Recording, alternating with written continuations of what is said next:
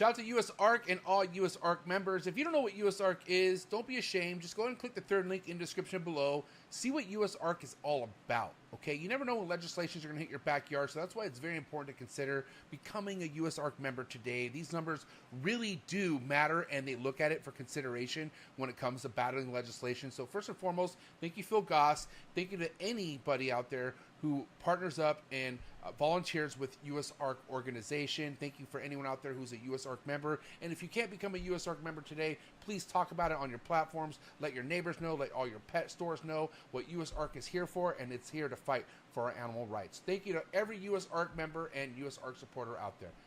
T-minus 30 seconds.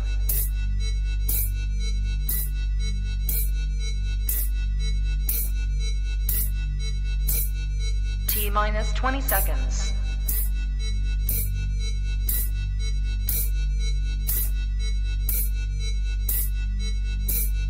10, 9, 8, 7, 6, 5, 4, 3, 2, 1, 0.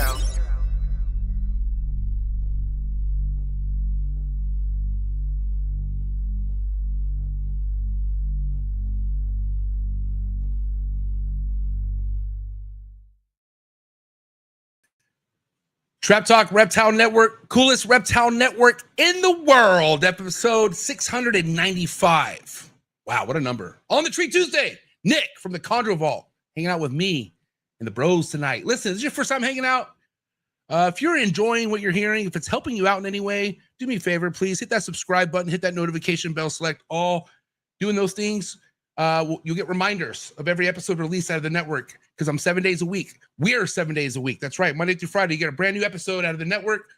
And you can listen to all these episodes, including Tuesday nights, on all major audio platforms: Apple Podcasts, Google Play, Spotify, Buzzsprout. So if you're more on the audio side of things, don't forget about all the audio platforms that you go listen to these episodes. And even if you're over there, please make sure you rate, review, and subscribe.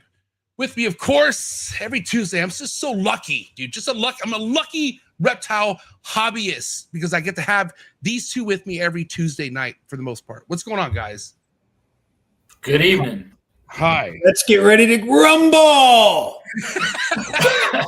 Bill, what are you drinking tonight? Let's get straight to it. Oh, this is a special one. God, when isn't it special? What is that? This is a Zinfandel. Eliza Jane. This is a Zinfandel from one of my wine clubs. Zinfandel. Cali. This is from Carmel. What kind of red is that? It's a Zinfandel. I didn't know that was a red. That's white, isn't it? I thought that was a white. I thought that was white myself. Yeah. You fucking amateurs. Ah. My bad. There's a white Zinfandel, which is like a blush, which is like a trash blush wine. Probably what Marshall drinks. Gotcha. Like a wine cooler. Almost. I don't drink wine. I don't drink wine. It would be the Miller Lite of wine. Probably pretty good then. We didn't do a show last week. What was that? Because of Marshall, right? That was Marshall's fault. I think it was because back from Tinley. Yeah. Marshall couldn't make it though. You had something with me, I thought. I did it on Thursday. Oh, right. Yeah, Thursday. Well, I mean, thank you, but this isn't Thursday. People sometimes just only come to Tuesday. You know what I mean? You said Bill had this. You said Bill had the sniffles from Tinley. I did have the sniffles from Tinley. I did. Oh, yeah. I was sick not sick, ran a little fever and just came back with a little congestion. I'd lost my voice at Tinley. And then on the way back, on the airplane, by the time I got home, running just a little bit of a fever, but a day later I was good. So you feel good now? You're good, all ready to rock and roll? Ready to rock and roll. You had so much go on this year, Bill, and it's not over. So can you remind us what the current situation is with all the fucking, the last minute surprises, your bonus clutches? Where are we at with everything? Well, before I say that, and yes, it's been a banger year. I have to rep my boys putting on Texas Carpet Fest this Saturday. Epic. At Ari's place, Reptilandia. So obviously anybody that's in the area, there's going to be some great people coming. So if anybody can make it, get on the Texas Carpet Fest Facebook group for all the info. It's going to be a great time. Alex and I are going to go down there. Going to be some great carpet people, some green tree people there. Tony Hurt and my boys from Philadelphia, Eric Burke and Owen McIntyre. That's cool. From Morelia Python Radio are going to be there. The Focus people are going to be there. So it's going to be a good day. So I'm looking forward to that. And then hopefully that will be my last weekend to travel for a while because I'm whipped. Whipped in a good way. Yeah, I know there's only so much strain you want to put on any kind of a lifestyle that you live, the mayor. Okay. And so I know there's a point in time where traveling, even all that shit needs to come to a halt. You just need to relax a little bit. You know what I mean? Yeah. I'm looking forward to this. Then I'm looking forward to a little downtime.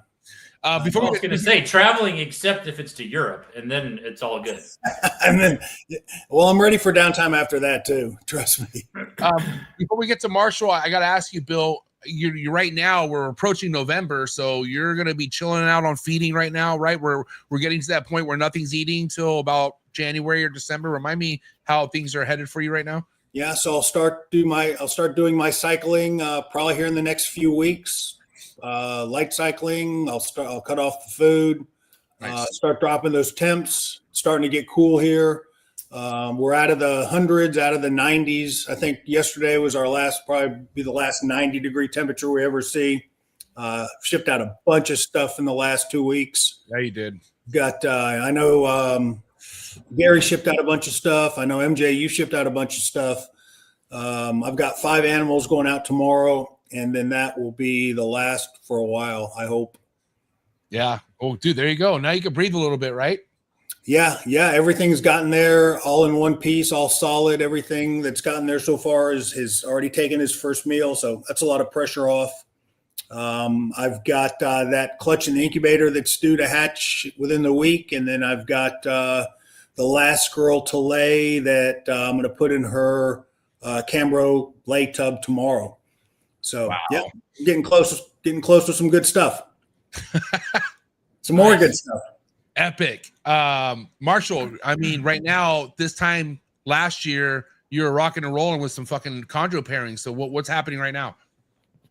About the same. Yeah, just fed for the first time in like 2.5 months. I gave everybody 2.5 months. Last feeding was July 30th. So Nice. Just about, I don't know, last Thursday, I think I gave every chondro one mouse, and about to start, pumping them every 5 to 7 days. And I've paired a couple things up already. Versace has, he's locked with 2, and I put the calico male in, or one of my calico males in with this blue and black female, and they were not interested. They both, like you put them in and they both kind of freak out, and they're both trying to get away from each other. That was last night. So are they both first time pairings for both of them, Marshall? No. The females had two clutches before. Including last year. So different male last year. But yeah. No, actually same male last year.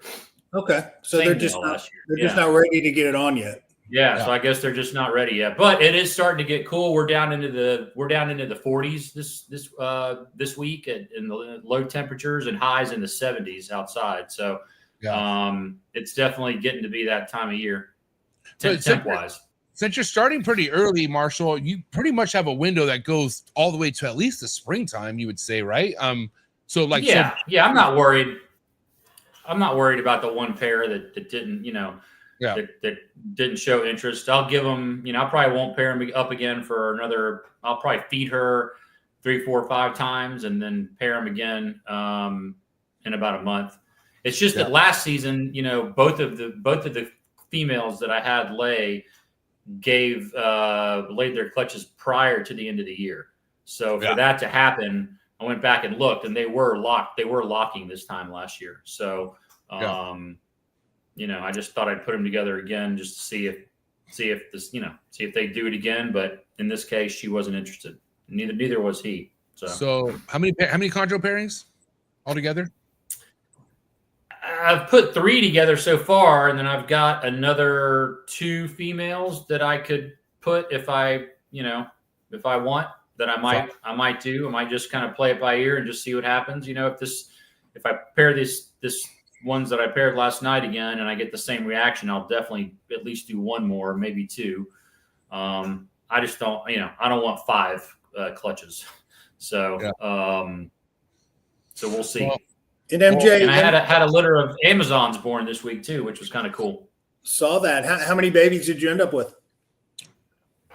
There was 5 live, maybe 3 or 4 fully formed dead, a couple of slugs, and then I've since lost. There's 2 babies that had opened up stomachs, and their umbilical cord not fully. I mean, like a lot of it not absorbed, and two of them croaked. So I've got 3 right now.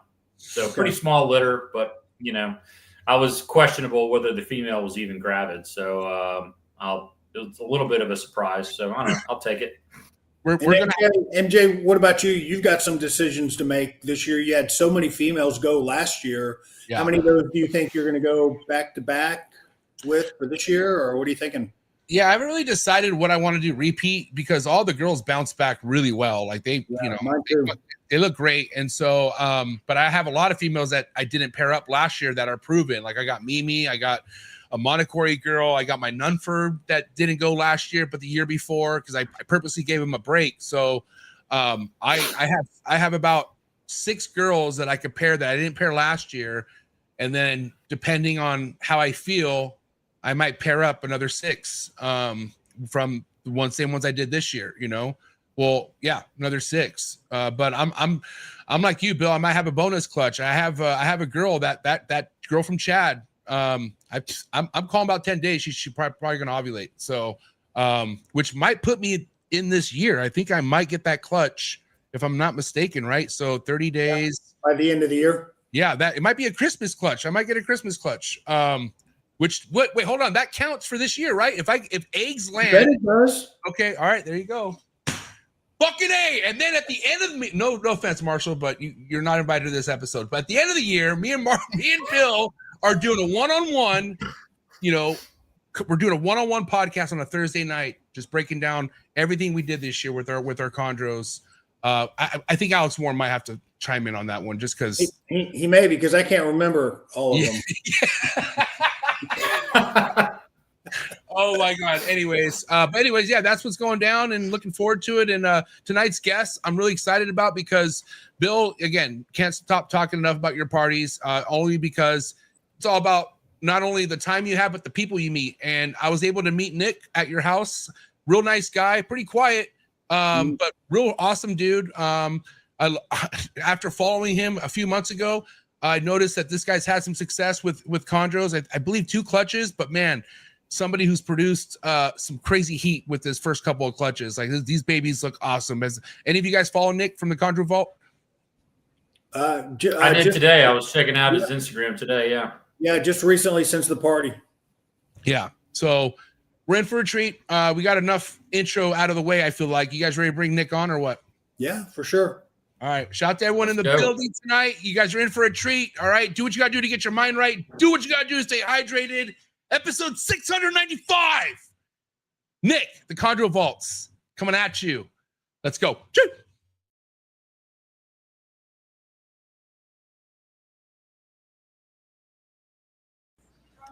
You ready for do more in the future? Trap Talk podcasts? Yes. Man. Only Trap Talk. Exclusive. Yes. Exclusive. Oh. So stop calling us. Rub the spot, get the club to pop. When I come up with the crop, I love it or not. I'm hot from the hop to the rub the spot, get the club to pop. When I come up with the rub the spot, get the club to pop. When I come up with the rub the spot, get the club to pop. When I come up with the rub the spot, get the club to pop. When I come up with everybody, we do it. Everybody, we do it.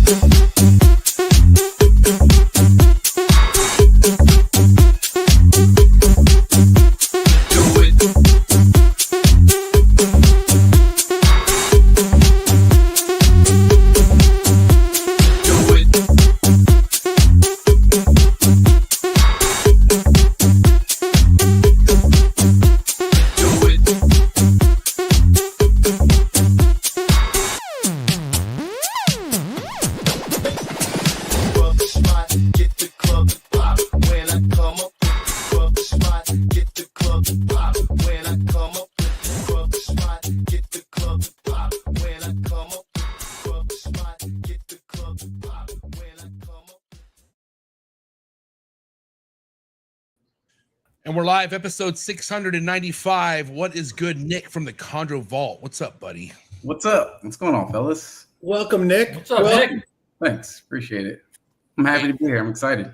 I'm excited too, man, because people were trying to say we don't bring enough black keepers on the show. I said that's bullshit. There's not a lot of us. We got hella brothers out there, and and here's my boy Nick, and I gotta say, bro, like I get put on late by a lot of people. I can't follow everyone, but I was like, holy shit, why am I late to this guy? Because seeing the work that you have produced, like we're not talking like amateur stuff here. Like you produce some heat. So I'm excited to hear how you built your collection, your whole introductory into the game, because this is, as we were talking during sound check, what a game to be a part of. Like there's no other place like the Green Tree Python world, right?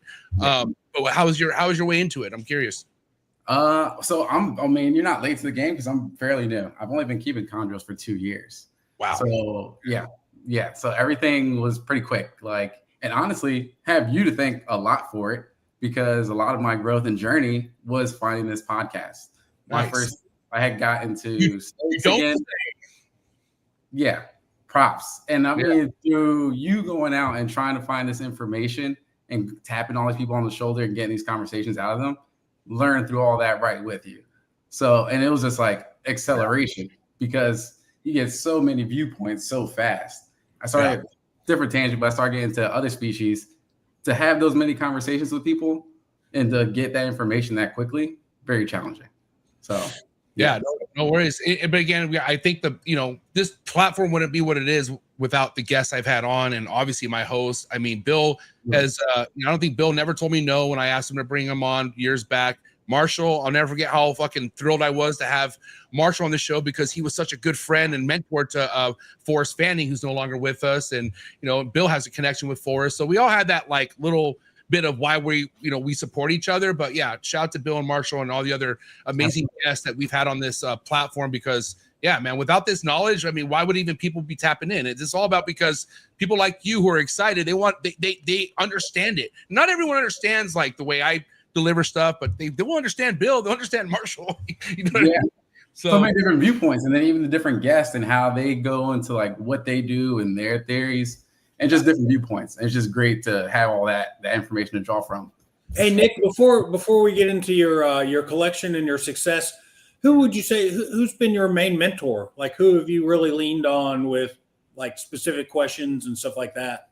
Yeah, so I have a guy that's local. He's pretty quiet, but he crushes it in breeding, and he's helped me for the hands-on stuff, because a lot of the hands-on stuff you can't really learn. Get over a podcast. Yeah, no way. Yep. And he's also like one of those people. Like, I think it's a good idea to have one, maybe two people to bounce ideas off of and share opinions, but not too much more than that. Someone that you can always go back and refer to, because they kind of follow what you got going on. So we've been that for each other as well, right? Because like, sometimes you just see the same thing for so long and get kind of used to it. So sometimes, and especially like my buddy who doesn't, not so much out there, that he's not talking to everybody and sharing it. So it's been helpful for me more, but I'm sure he'll tell you he's gotten some use out of it too, just because I am very observant in what I do in the practice. Okay, Nick, was he like, yo, do me a favor, don't mention my name on tonight's Trap Talk episode, or does he not care? Because who is this guy, dude? I want to know. I didn't ask him, honestly. I did ask him because he has produced and he has stuff that's out there. And I was like, yo, like, I could say your name and see if to sell stuff. He's like, don't worry about it. And I was like, yeah, all right. Where are you from, Nick? Where do you live? I live in Austin, Texas. I knew you were in Texas. Yeah. So are you going to Carpet Fest? I might. I've been talking to Rob Moss, and he's been trying to pull my leg to go out there. So we'll Make see. it happen. Damn. Yeah. So born and raised in Texas or Austin, Texas? Where are you from originally? So I moved a lot. So my parents were in the military. So I moved a bunch. Georgia, elementary school, through college, Jersey, moved to Philly, came to Texas about 10 years ago, and I've been in Austin the whole time. Yeah. And what do you do for work? So I work at TikTok. It's an interesting job. I work for TikTok, not like doing TikToks. Oh, you can't dance and shit, or maybe you can't dance. You don't do it. Not anymore. Maybe like when I used to drink more, probably I can get some moves off. But these days, I'm pretty chill. Oh, you work for TikTok, dude? You got to hit me up, man. You got to help with what on TikTok. So what I do is on the corporate side, I work with businesses and help them run their ads. So That's cool. help them spend their money through our ad solutions. So Very That's cool. neat. yeah, creators, not my thing. I can't make content. You see my page, it's really just like post the snakes because like that's my skill level. Well, then you're dead to me, Nick. Sorry. Yeah. All right. Catch me on the flip side. So Nick, are you new to snakes in general or just to chondros specifically? So I had an interest when I was a kid, but my parents, their big thing was like, oh, we're not keeping rodents in our freezer. Yeah. And obviously I'm a minority, right? They're not used to snakes. Even now, friends, snakes is just a weird thing. So like my family wasn't with it. When I moved to Texas, was like I was becoming adult, I was like 25. And I was like, all right, maybe it's my chance to get a snake. Got a corn snake, really just didn't vibe with it. Sold it. Some years went by. TikTok made me get another snake. Saw some people on lives just pulling drawers and found myself in PetSmart the next day getting dog food and went home with the ball python. Set that up. Loved it for a little bit. But I'm like, man, you never see this thing. Then I started looking for chondros. Well, not chondros, looking for a snake you can see.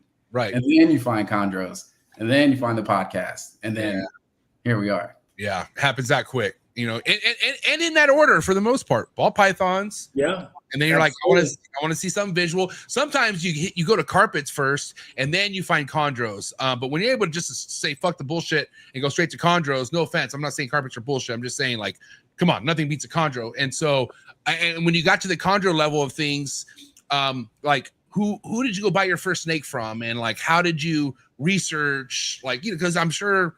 You don't have to tell me the number, but I know it wasn't cheap. You know, none of this shit's cheap. So to have the nerve to fucking spend this kind of money with a stranger being brand new, this is why I respect some people, because man, you really got to love this. So I'm curious how it was for you. It was actually pretty good. When I got, it was like 2023, there was like, I don't think there was a big rush onto MORPH market the way it is now. I think I was like a little bit ahead of the curve because when I was going on there were some nice snakes that were lasting for days. Like you had time, like, you had like a week, 2 weeks to like talk, look at it.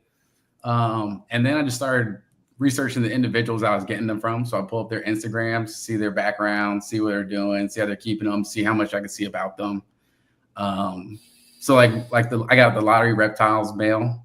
Like you could see their whole breeding project. You saw that pairing. So I was like, oh, that's so cool. Had conversations with a bunch of people. A lot of people that got my original animals were really cool. It worked out pretty well. And then as I was getting them, you know, worried about the Nido, and I had snakes all over my place in different rooms because I was getting so many so quickly. So it was just a learning curve. And then hearing like, you never know what's going to happen with them. So I'm learning the animals, learning how to keep them, not keeping them, I wouldn't say in the like ideal situation, right? I was putting them in tubs at the time, right? Because they're everywhere, fast moving. So all these things to keep in top of mind, keep a concern, but just I'm always on top of them. So this is one of your first posts is like on Instagram, one of your first couple, I think. What the fuck, dude? Look at this pairing. I know. This is gorgeous. That girl has a story. Yeah, let's hear it. I want to hear about these snakes. Okay, so that one's a FG female. So Francis, like, oh, Francis, nice. Yeah. Frank, homie Frank. Frank Cone. Frank the Tank. Shout out to Frank. Yeah, I've never spoken to him on the phone, so I don't like personally, but that's the animal he produced. Beautiful female, I mean, prize of the collection, obviously.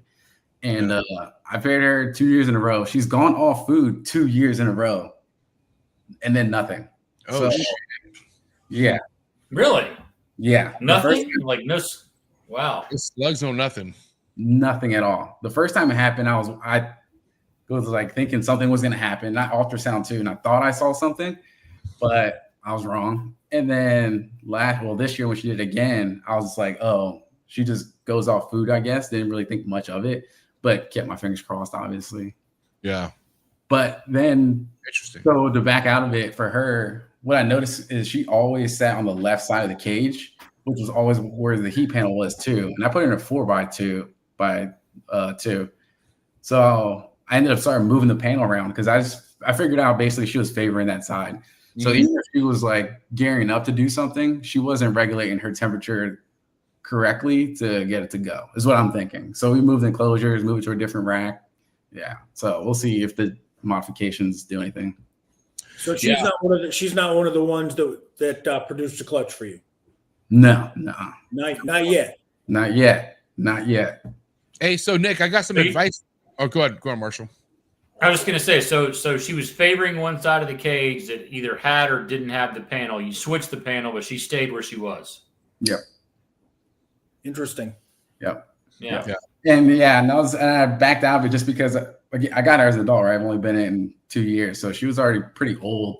And then closure size, and like I remember where I had seen her, and I was like, oh yeah. And I remember seeing her on that side, so I had moved her in such a big enclosure so fast, and I think she just found comfort in it. And then she's like on the bottom of our rack, so I think maybe too much interaction. Just her personality type's pretty shy, so I just moved her up, and she's a little bit more active, but she still does favor that side.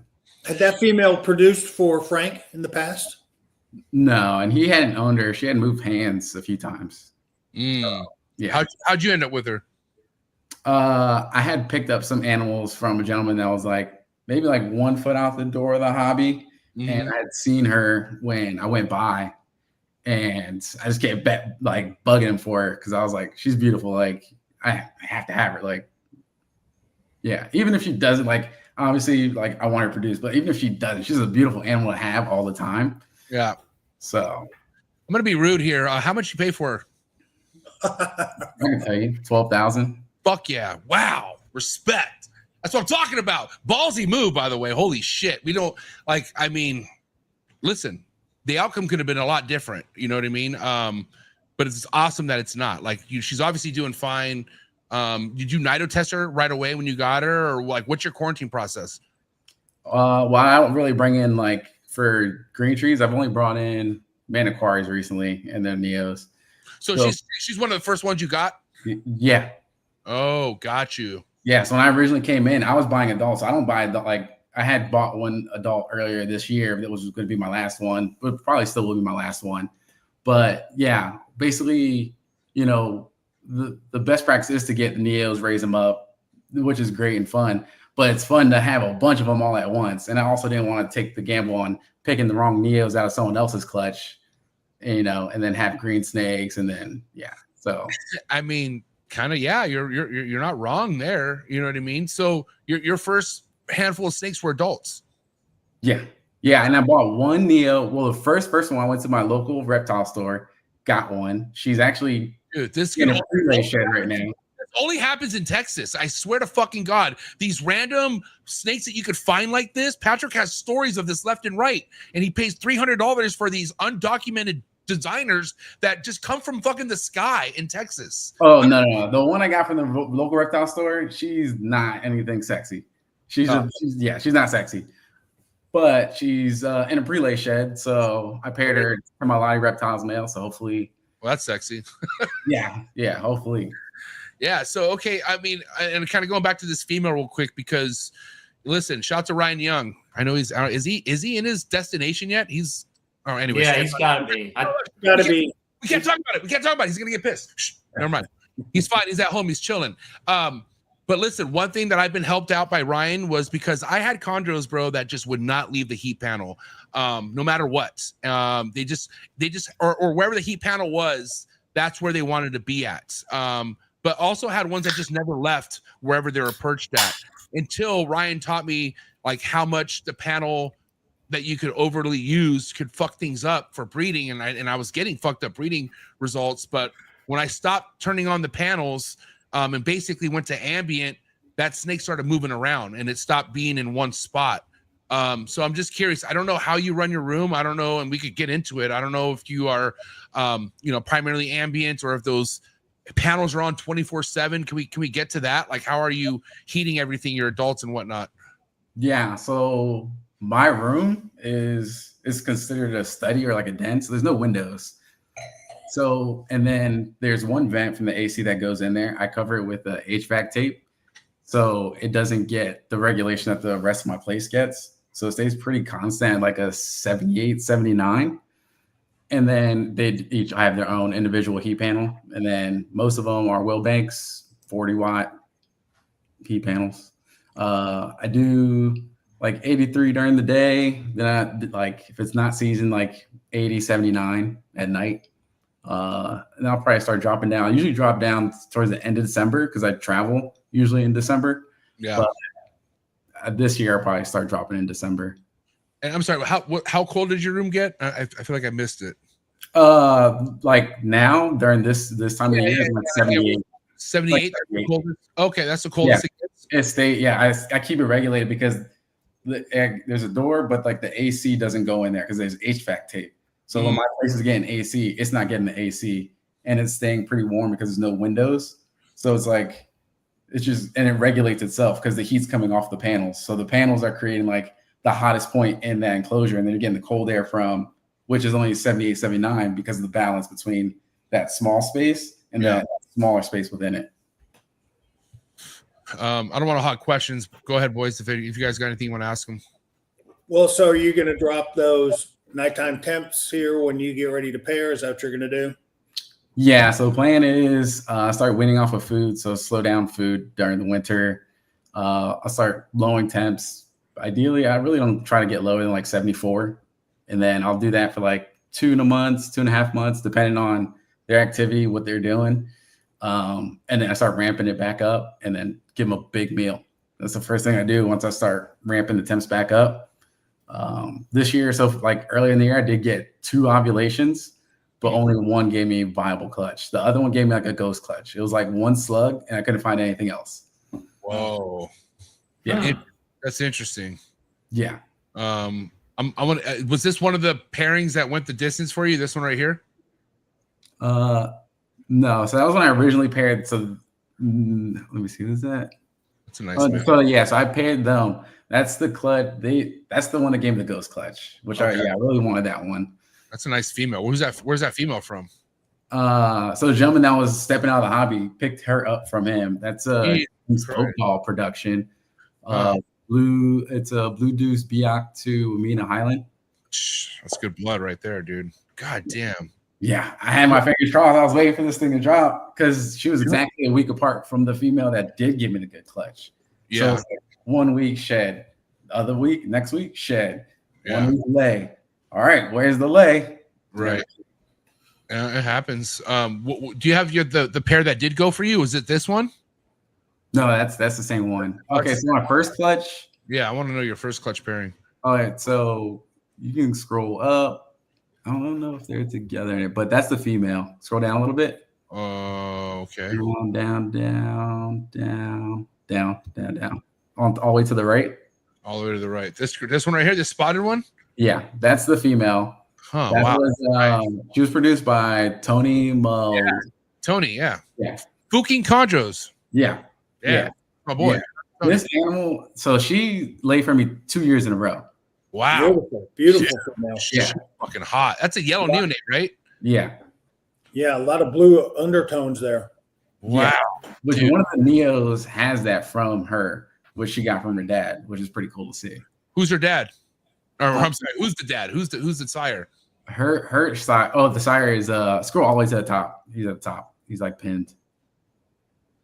All right. In the middle. This dude or the green one or the blue one? In the middle, in the right there. Yeah. This dude right here? Yeah. LR? So that's a lot of your reptile male. Damn. So he was from the Blizzard Storm pairing. And I don't know if y'all are familiar with the Storm, but she had like really dark back. So I think that's where a lot of these Neos are getting it from. How many Neos did you get from that clutch? Yeah, just about to ask that. Yeah. Last year, 13 hatched. One had some internal issue and I had to put it down. And then this year I had 15 eggs, 14 go the distance. All 14 are kicking. This is from your first clutch right here, right? Yeah, that's from the first clutch. Dude, this is wild. And okay, so this is July 2024, which we're already fucking over a year. So when you got these snakes, how long did you wait before you paired them up? When I originally got them, I got them in like, I started got my first contract like that June. I think I started getting them in like August, September. They started actually coming in because of our weather in Texas. It was so hot. Yeah.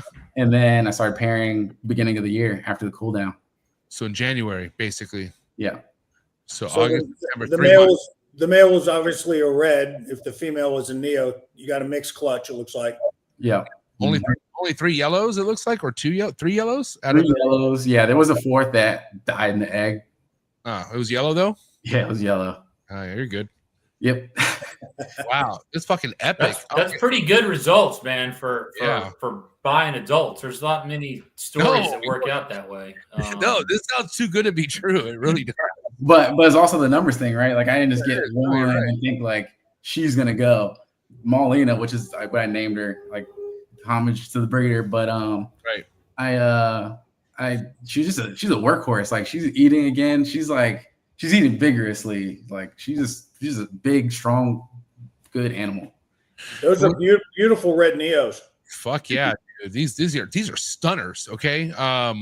And what's crazy is like you learn so much. Like when you get to the point of them giving you eggs and they hatch out, that's where the real learning this shit begins, which I'm sure. Okay. And so, you know, and with the amount of time that you've been in this, man, like it's like you fed yourself to the wolves. So I'm curious, like how the establishing went for you.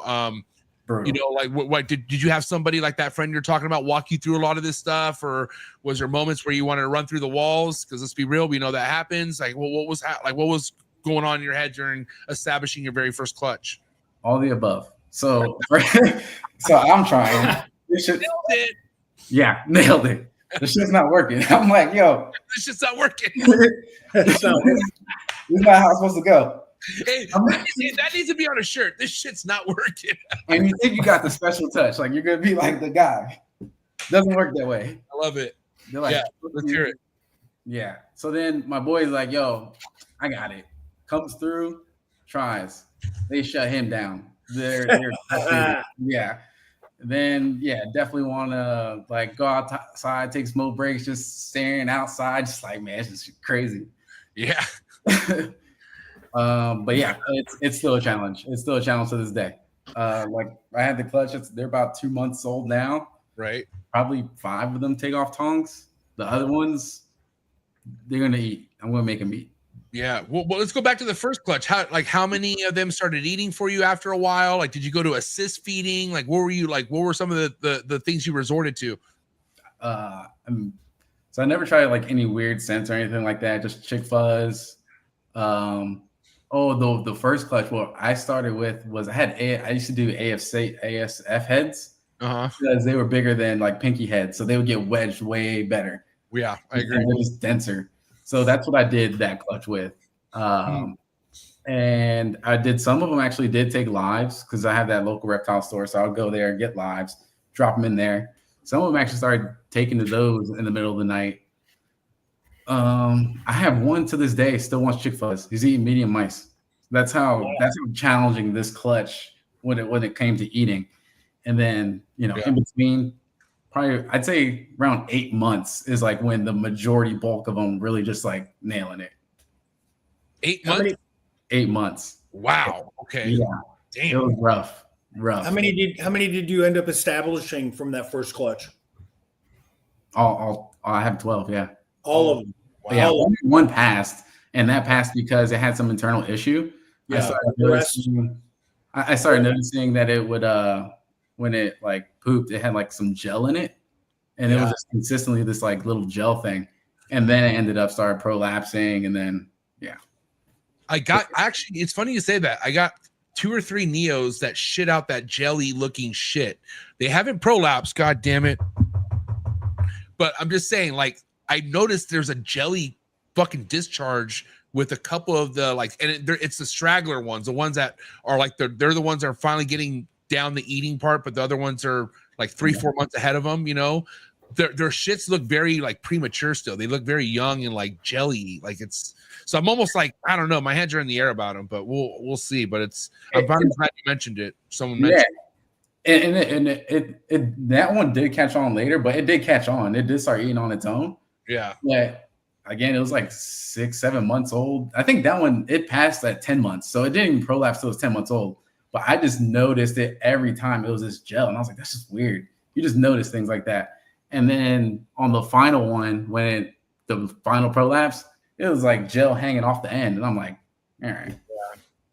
Yeah, that's why, like, you know, we always talk about the prolapses or what we can do to avoid them, but some of these are just internally fucked up and they're not going to make it. It's like one of those, which I was going to say, Marshall, we're at some point, like the way we have episodes on prolapses, we're going to have to do the same with these open stomachs on these fucking tree boas and the emeralds, because, I mean, similar things I dealt with this year with my emerald tree boas with the stomachs being premature in a couple of them, and they were just basically, they died, you know.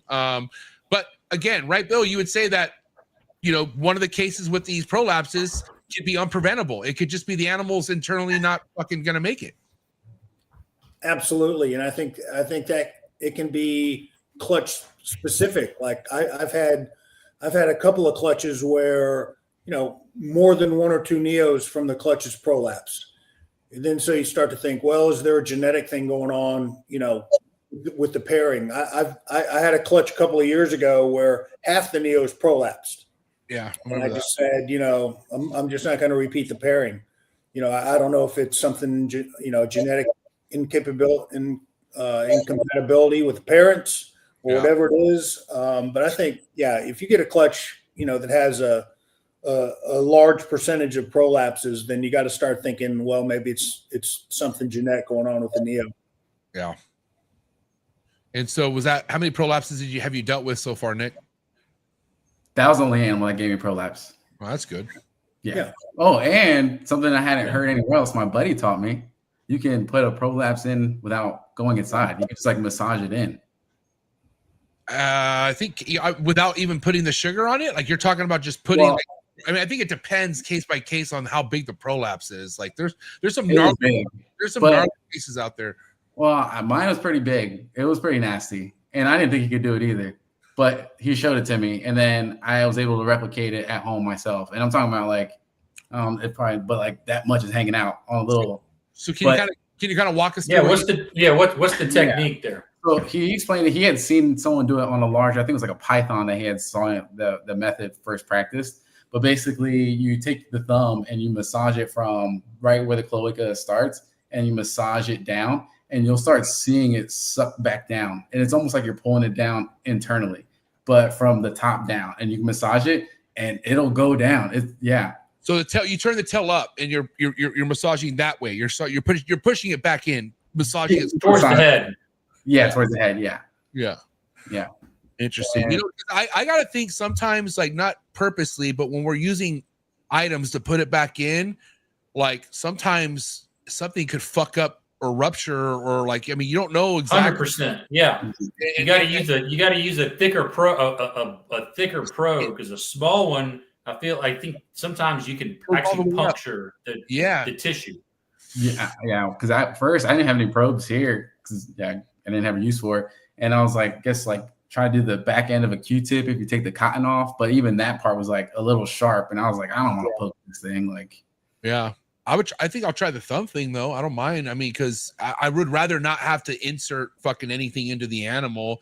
But I will also say most of the prolapses I've dealt with go back in on their own after a night of just being fucking with I doused the raw sugar on it, and it normally puts itself back in unless it's a severe one. One of the only ones I've had this year, it was so weird because it came out, and no matter what I did, it would just come back out. Like it just wouldn't stay in. Normally, you know, you get your thumb over it, you chill for like 5 minutes, and you're good. I even put a Band-Aid over it, and it was coming out through the Band-Aid. I was like, oh my God, like what the fuck? So, and it died eventually. So kind of goes like to where maybe it wasn't anything I did. It just fucking stupid snake. yeah. Then they're not all meant to live. Like, yeah.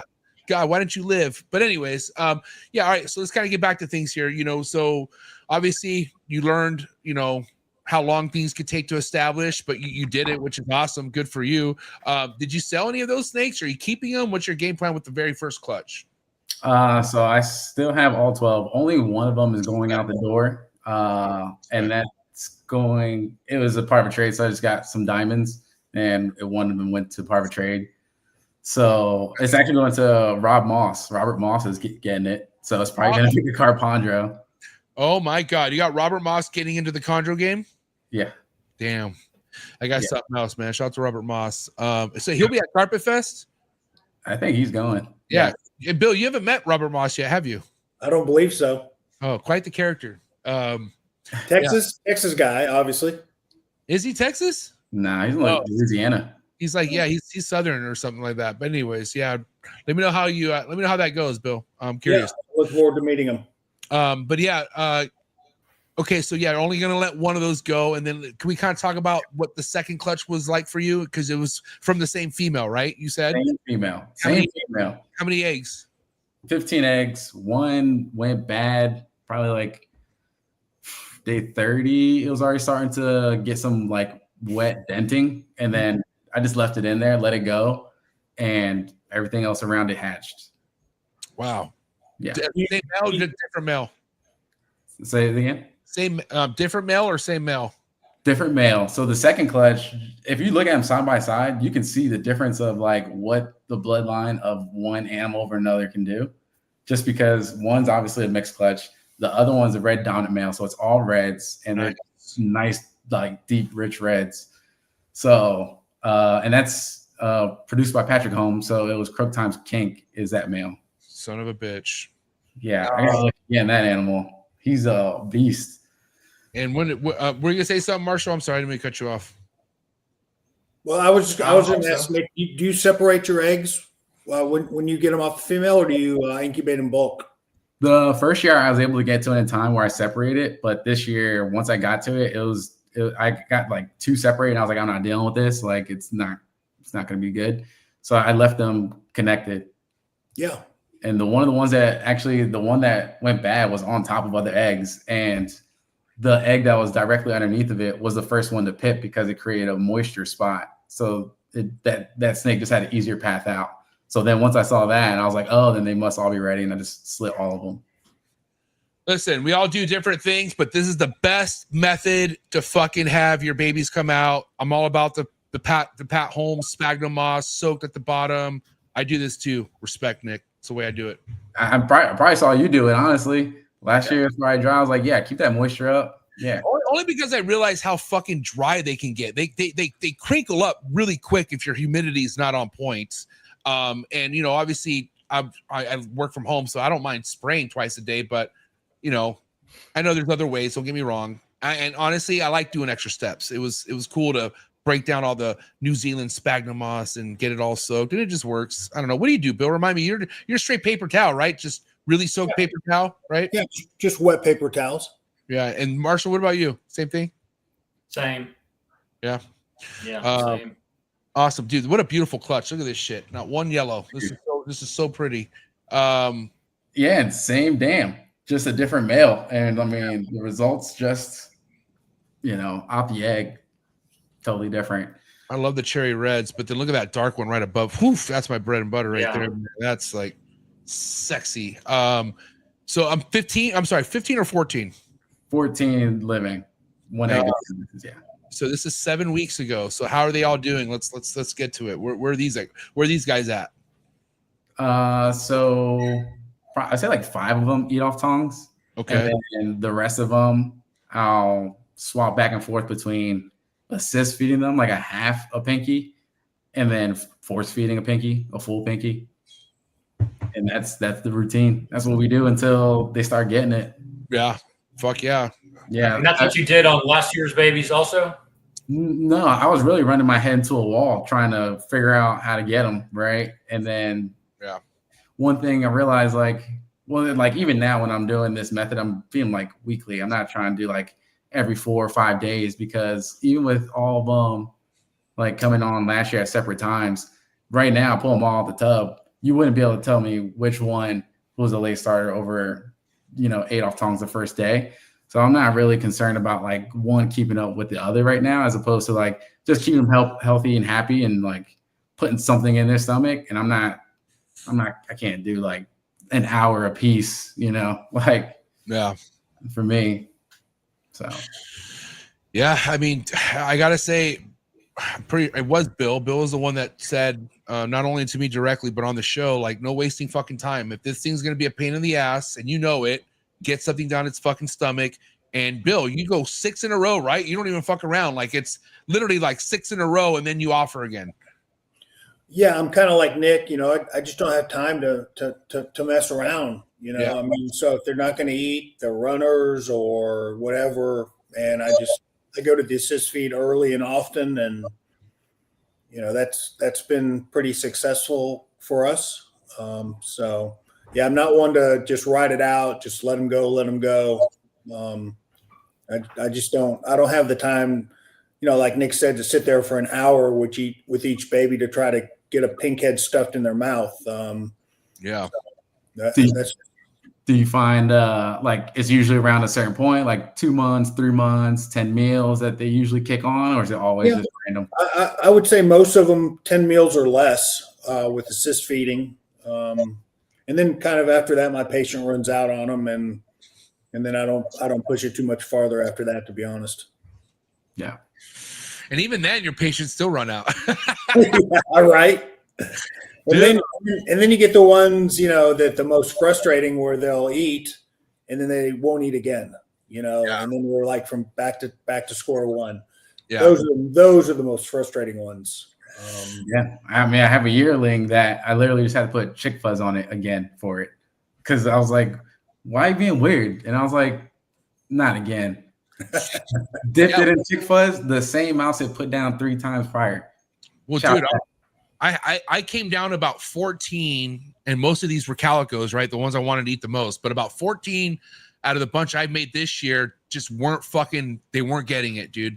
And I was like, God damn, like, you know, whatever. I mean, I'll assist feed, but that's a lot. Like 14 is a fucking lot to have to assist feed. So before I even wanted to go that route, I hit up my boy Juan. Shout out to Life's Rad's Chondros. My boy Juan, who also went to Bill's house, had a great time. But I was like, Juan, you know, he lives down the street. I was like, I got to use my resources. I'm going to hit up my buddy Juan. I'm going to give him like maybe half of these if he's willing to, which I knew he would, and just see how they act with him. You know, I'm just curious. And I know that instead of doing ASFs, he was doing mice. And instead of scenting with quail, he was scenting with chicks. So I was like, whatever he's fucking doing, let's see if it works. And sure enough, like I think 4 days goes by and he's like, yeah, like 5 out of the 6 all ate for me. And I was like, what? And I was like, fuck yeah. And then like literally like, oh no. And then so I ended up just getting chicks. I hit up Lane Labs. I ordered mice and I ordered chicks. And then I was like, I'm so curious if this was the trick that did it. And so I didn't even let him offer them another meal, or maybe he did 2 meals. I can't remember, but I took him back pretty quickly, did exactly what he offered them. They all fucking took. And then I did that same method with the other ones that I had. They all fucking took. And I was like, holy shit. So just by switching it to mice, or maybe it was the chicken down. Yeah. I don't know what it was, dude, but I even had ones that were like, they were eating, but not eating like the way I wanted to. I did the chick down with them, fucking smashed it. So I don't know if it was that the texture of the feathers on the chick, it's a lot more fluffier. So I would feel like the quail's a lot more finer. Like it's a lot more rougher on a pricklier. Yeah, definitely pricklier. Yeah, because I was using the quail down at first too, and then I moved to chick fuzz. And actually, one of the videos that helped me with my technique, Socrates has a video where he's feeding. You got to scroll far down, because I recently went back to go look for it again, because I was like, maybe I need a refresher. But that video is a good example of like how to approach them too. Yeah, and I would also recommend Alex Warren. He put a video out how to feed, and one of the techniques I learned from Alex, and I'm pretty sure he learned this from you, Bill. I can't remember, but you know, a lot of the times you'll see with these fucking neos, they'll wrap and then take their mouth off of it, and they look around like they're fucking clueless. But if you hit them with another, you could put another one, and they'll wrap that one and actually eat that one while they're still wrapping the other one. It's crazy, but that has worked for me numerous times. And I was able to learn that from Alex Warren. Shout out to Alex Warren. But yeah, there's so many weird fucking things, right? Like this is like again, you can hear these on a podcast, but to really get a technique down, you got to have these fuckers in front of you. Like it's the only way it's going to work. Well, I would just say chick down has to be in your arsenal. I mean, that is by far the #1 most successful scenting thing that there is in baby chondros. In fact, when I established baby chondros, they all get chick down from the first meal. I think Marshall does the same thing. Don't even try unscented. Every single one of them gets chick down, scented is their first meal. Do you want to know who does right. Yeah. You want to know who doesn't recommend unscented? Like they say do it if you need to, but he hardly ever has to do it. And I still want to see this in person. But Garrick from House of Blue, he says he mostly gets all his baby chondros to eat just straight pink, no scented. Everybody has, you know, Good. what works for them. You know, there's a lot of different ways to skin the cat. I'm just telling you, you better have chick down in your arsenal. 100%.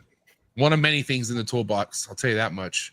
But yeah, it was crazy. Like, again, like I was kind of preparing myself for the whole fucking 14 assist feeds. Like that's probably going to be on the agenda here soon. But just by, you know, having a friend and remembering there's other things out there you should try, it fucking switched it all up for me, man. Well, the other thing in the arsenal is, you know, if you have the ability to send them off to somebody else, Yes. more experienced than you or not, you know, a lot of times it's just a different environment that will get them to kick in. So, you know, if you have the ability to do that, like you did, MJ, and I've done it many times. Yeah. You know, I've sent animals to Greg Maxwell. I've sent them to Buddy. Obviously, you know, I'll send them to Alex's. You know, just you know, you're fortunate if you have the ability to do that. Yeah, and it was crazy. My Juan had just had his first clutch, and so I was kind of like, damn, I don't want to do this to him. Like he has his own fucking issues that he's probably gonna have to deal with. But luckily, majority of his first clutch went really well for him. And also like he's somebody who's like you, Nick. He's like he wants the reps. Like he wants to see what this shit's all about. Yeah. But he also did the long. He went the long road, and which I respect for. But anyways, yeah, I don't know. So kind of going back. Even with this clutch, that's hard. I gave one to my buddy because I let him come pick one because like it's my guy. So yeah, and he's got the hand right, like. But he didn't have success with it either. Not yet. Nah, he's had it for like a week now. He hasn't been able to crack it yet. We'll see. Yeah, that's why. And so I told him if he needs help, I'll come over there and teach him how to assist feed it. And that's the snake you made, right? Yeah. This recent clutch. So you got 5 though that are eating out of the 14. Yeah. And one just went on like last week. So yeah, for me, it's like I feel like it's a matter of time. So I'm not gonna. It's not if it's not today, it's not today. So the awesome position you're in right now with all these babies, I mean, fucking get cash if you need it, but you could also trade for some sick ass shit. So like, once we get to the point where these things are rocking and rolling for you, and maybe you're looking at some of them, you're like, well, I can maybe let some of those go. Are you looking to either sell or are you looking to trade and get some different blood into the mix? Like what's important to you? To me, honestly, I'll probably keep them. That's why I give my buddy one now. Cause like, you know, once they start eating, now we're rocking and rolling, right? It's nothing for me to clean and eat. Like, and because that both those parents aren't like proven lineage bloodlines, there isn't anything like substantial to like say, oh, these are something special, right? So I keep them all back. I see what the actual genetics are because I don't have a long tree like, oh, this is what they look like. I have to do it from the bloodlines I have now down. So now like I just sexed my animals from last year. Now that was when I was like, okay, am I going to sell any of these? I'm not thinking about selling the ones I hatched this year. And that ended up being 4.8 out of that group. So yeah, you know, there's not a lot of animals to be moving around right now. And dude, Nick, did your buddy help you sex them? Is he who showed you how to like probe them? Yeah. Nice. Yeah, in your position, I mean, there's no reason to get crazy about selling stuff. You're trying to build up your stock, right? Yeah. And I mean, it's a hobby, right? Like, it's almost like Pokemon to me. Like, why would you want to get rid of your cards that are that valuable? You know what I mean? Yeah, I want to see what they evolve into. You got a bunch of Charizards. Maybe.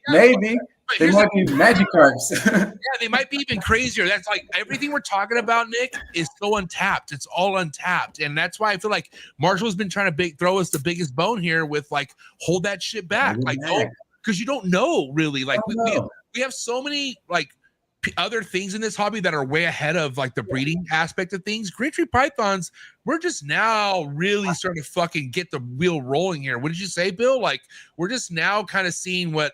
Like, I mean, look what you were able to tap in starting with Jaeger and leading to everything to now, right, Bill? But that's just Jaeger. Like, there's so many other things out there that we have not seen what it's capable of. Yeah, and, you know, you can produce 2 or 3 clutches from the same pairing and you don't know when that sickness is going to pop out. You know, it took me, you know, I had multiple pairings from Jaeger to Biscuit, and only 2 sicknesses popped out. You know, out of over 100 animals. Yeah. So, you know, you don't know until, you know, unless you hold them all back. Mm-hmm. Yeah. Looking at more of your animals. Now I'm curious with this OCC right here. I think this is one of your, wait, hold on. Is this one of your babies? Yeah. Oh my God. Look at this thing. It's way more green now, but it's beautiful right now too. It's okay. This is 19. Okay, is there a current photo of this thing? Because I'm curious what it looks like. So that's 2406. Oh, right here. No more. Even more. It's more green now. There's a more current. Okay. I want to. Right there, the bottom left. Bottom left, right here. Yeah. Oh, the minty one. This one right here. Mm-hmm. Oh wow, beautiful animal. Holy shit, dude. Wow. Yeah, that's not green, bro. That's like fucking teal. That's like that's not green, brother. Yeah, bro. That's a nice blue wash. Oh my God, bro. That's like on some Dave D shit, bro. So when I was saying, as far as like watching the bloodlines, like from the mom side, and then like her sire has a nice blue wash, the one that Tony works with. So I'm thinking it's a lot of that in there. Oh, look at this fucking thing, dude. Wow. And that was today. So that's what this snake looks like right now. Yeah, that's what it looks like now. And so that snake is how old now? A year and a half, something like that? Like 14 months, 15 months. Beautiful. These are all great, dude. Holy shit. This is what you want. This is everything. Like, this is in my eyes, this is a jackpot right here. Like, especially if you come in 2 years. Yeah. Well, that's why it's so fun. Like pulling drawers open every day, not knowing what you're going to get. It's just like, if I didn't have the success I had this year, I probably wouldn't want you on the show right now. I'd be like, go fuck yourself, guy. Yeah. This is impressive, dude. Like, just because like I had a great year, but I don't know if I have shit like this. Like, this is really nice, dude. Like, this is. I mean, you're working with some pretty cool Beox. So I mean, definitely, I imagine some extreme stuff's going to come out. You just never know what, because you only have that. That year of life. You're a sweet guy, Nick. Thanks. I appreciate that. But man, these are nice, bro. These are fucking nice. What do you think of these, Marshall? You're being quiet. Yeah, they're sick, man. Like the melanism's cool. And there was a pretty good variety of different looks too from between all the babies in both clutches.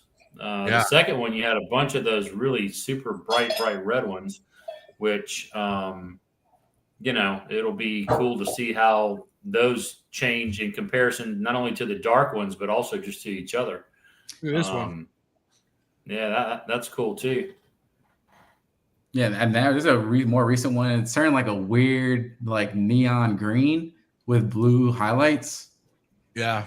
And I mean, that's why I had to keep it back. You just never know. And then I think if I was working with like known bloodlines, then I would have better idea. Like even for these, when I ranked them out of the egg, I just ranked them like darkest with least pattern to like lightest, most pattern, like that order. So I can look at them now and be like, the ones that turn most badass so far, again, it can always change, is the darker ones. Oh, the lighter ones with more pattern have been the winners out of the group. So imagine like which ones? I'm sorry, which ones you said? The lighter ones with more pattern. Yeah. See, that's the opposite of like what most people would like say, oh, you want darker ones with less patterning. Yeah. I'm telling you, that was number one, and that was like probably my least favorite one. Yeah. Yeah. And this is why yellow people need to understand, like, look, this is great. And then no offense, but like, all right. Yeah, I had don't get me wrong, this is beautiful. Like this is a gorgeous green tree python, but its siblings are fucking smoking. That's all I'm saying here. You know what I mean? Like, I don't know, man. I had someone come over and we were pulling drawers, and she was like, "These yellow ones are the siblings of these." She was like, "There's no way." She was like, "Yellows, I'll never." Like, wow, thank you. Yeah, same clutch. And the thing is, I was hoping like there would be an extreme yellow, but one is kind of high yellow. That's pretty cool, but not extreme. Yeah. Again, I feel like those yellow potential crazy insane projects are like really coming from those like king line stuff, like that yellow project stuff. Like when you got reds in the mix, it should be focused on reds. You know what I mean? But to each their own, man. This is a game where fucking there's no rules, dude. Do your thing. Yeah. Yeah. Oh man, this is awesome. So okay, kind of going back to That's a nice one too. yeah, this is the one that we looked at that is a little bit more green, right? So that was this one. Actually, not green. That's this one now, Marshall. Yeah. Yeah. Is that crazy or what? Remind me the sex Badass. ratio. What's the sex ratio you on these again? 4.8. 4.8. Yeah, it's a female. That's a fucking great ratio. Yeah. 4.8. So you got 8 females from the first clutch. And yeah, and my girls are bad. It's yeah. Oh my god! And then you haven't sexed the one that just came out. I wouldn't. No. Okay, cool. I was testing you there. Good job. Yeah, right. Just force feeding is enough. Like, come on. He's like, yeah, I popped him. Pop him. Yeah, pop him. Nah. Good man. All right, listen, got more topics lined up. Got to go to a commercial break. Okay, so gonna come back, guys. Thank you so much. Get the like button hit. Come right back on these commercial breaks. See you in a bit. Sorry for the interruption, folks, but a quick word from our sponsors. Green tree pythons, emerald tree boas, and plenty other arboreal snakes have been quite the popularity here at the Trap Talk Reptile Network, which brings me to today's sponsor, the Reptile Perch. Head over to the reptileperch.com and Reptile Perch on Instagram. See what type of design PVC perch is best for your arboreal reptile. But first and foremost, I would also check out David Brom's Green Tree Python availability on the website. And you can also check out his Instagram just to stay current on any projects or any productions that he posts. Thank you so much, David Brahms, for your ongoing support. Looking forward to seeing what you have to show in the 2025 season.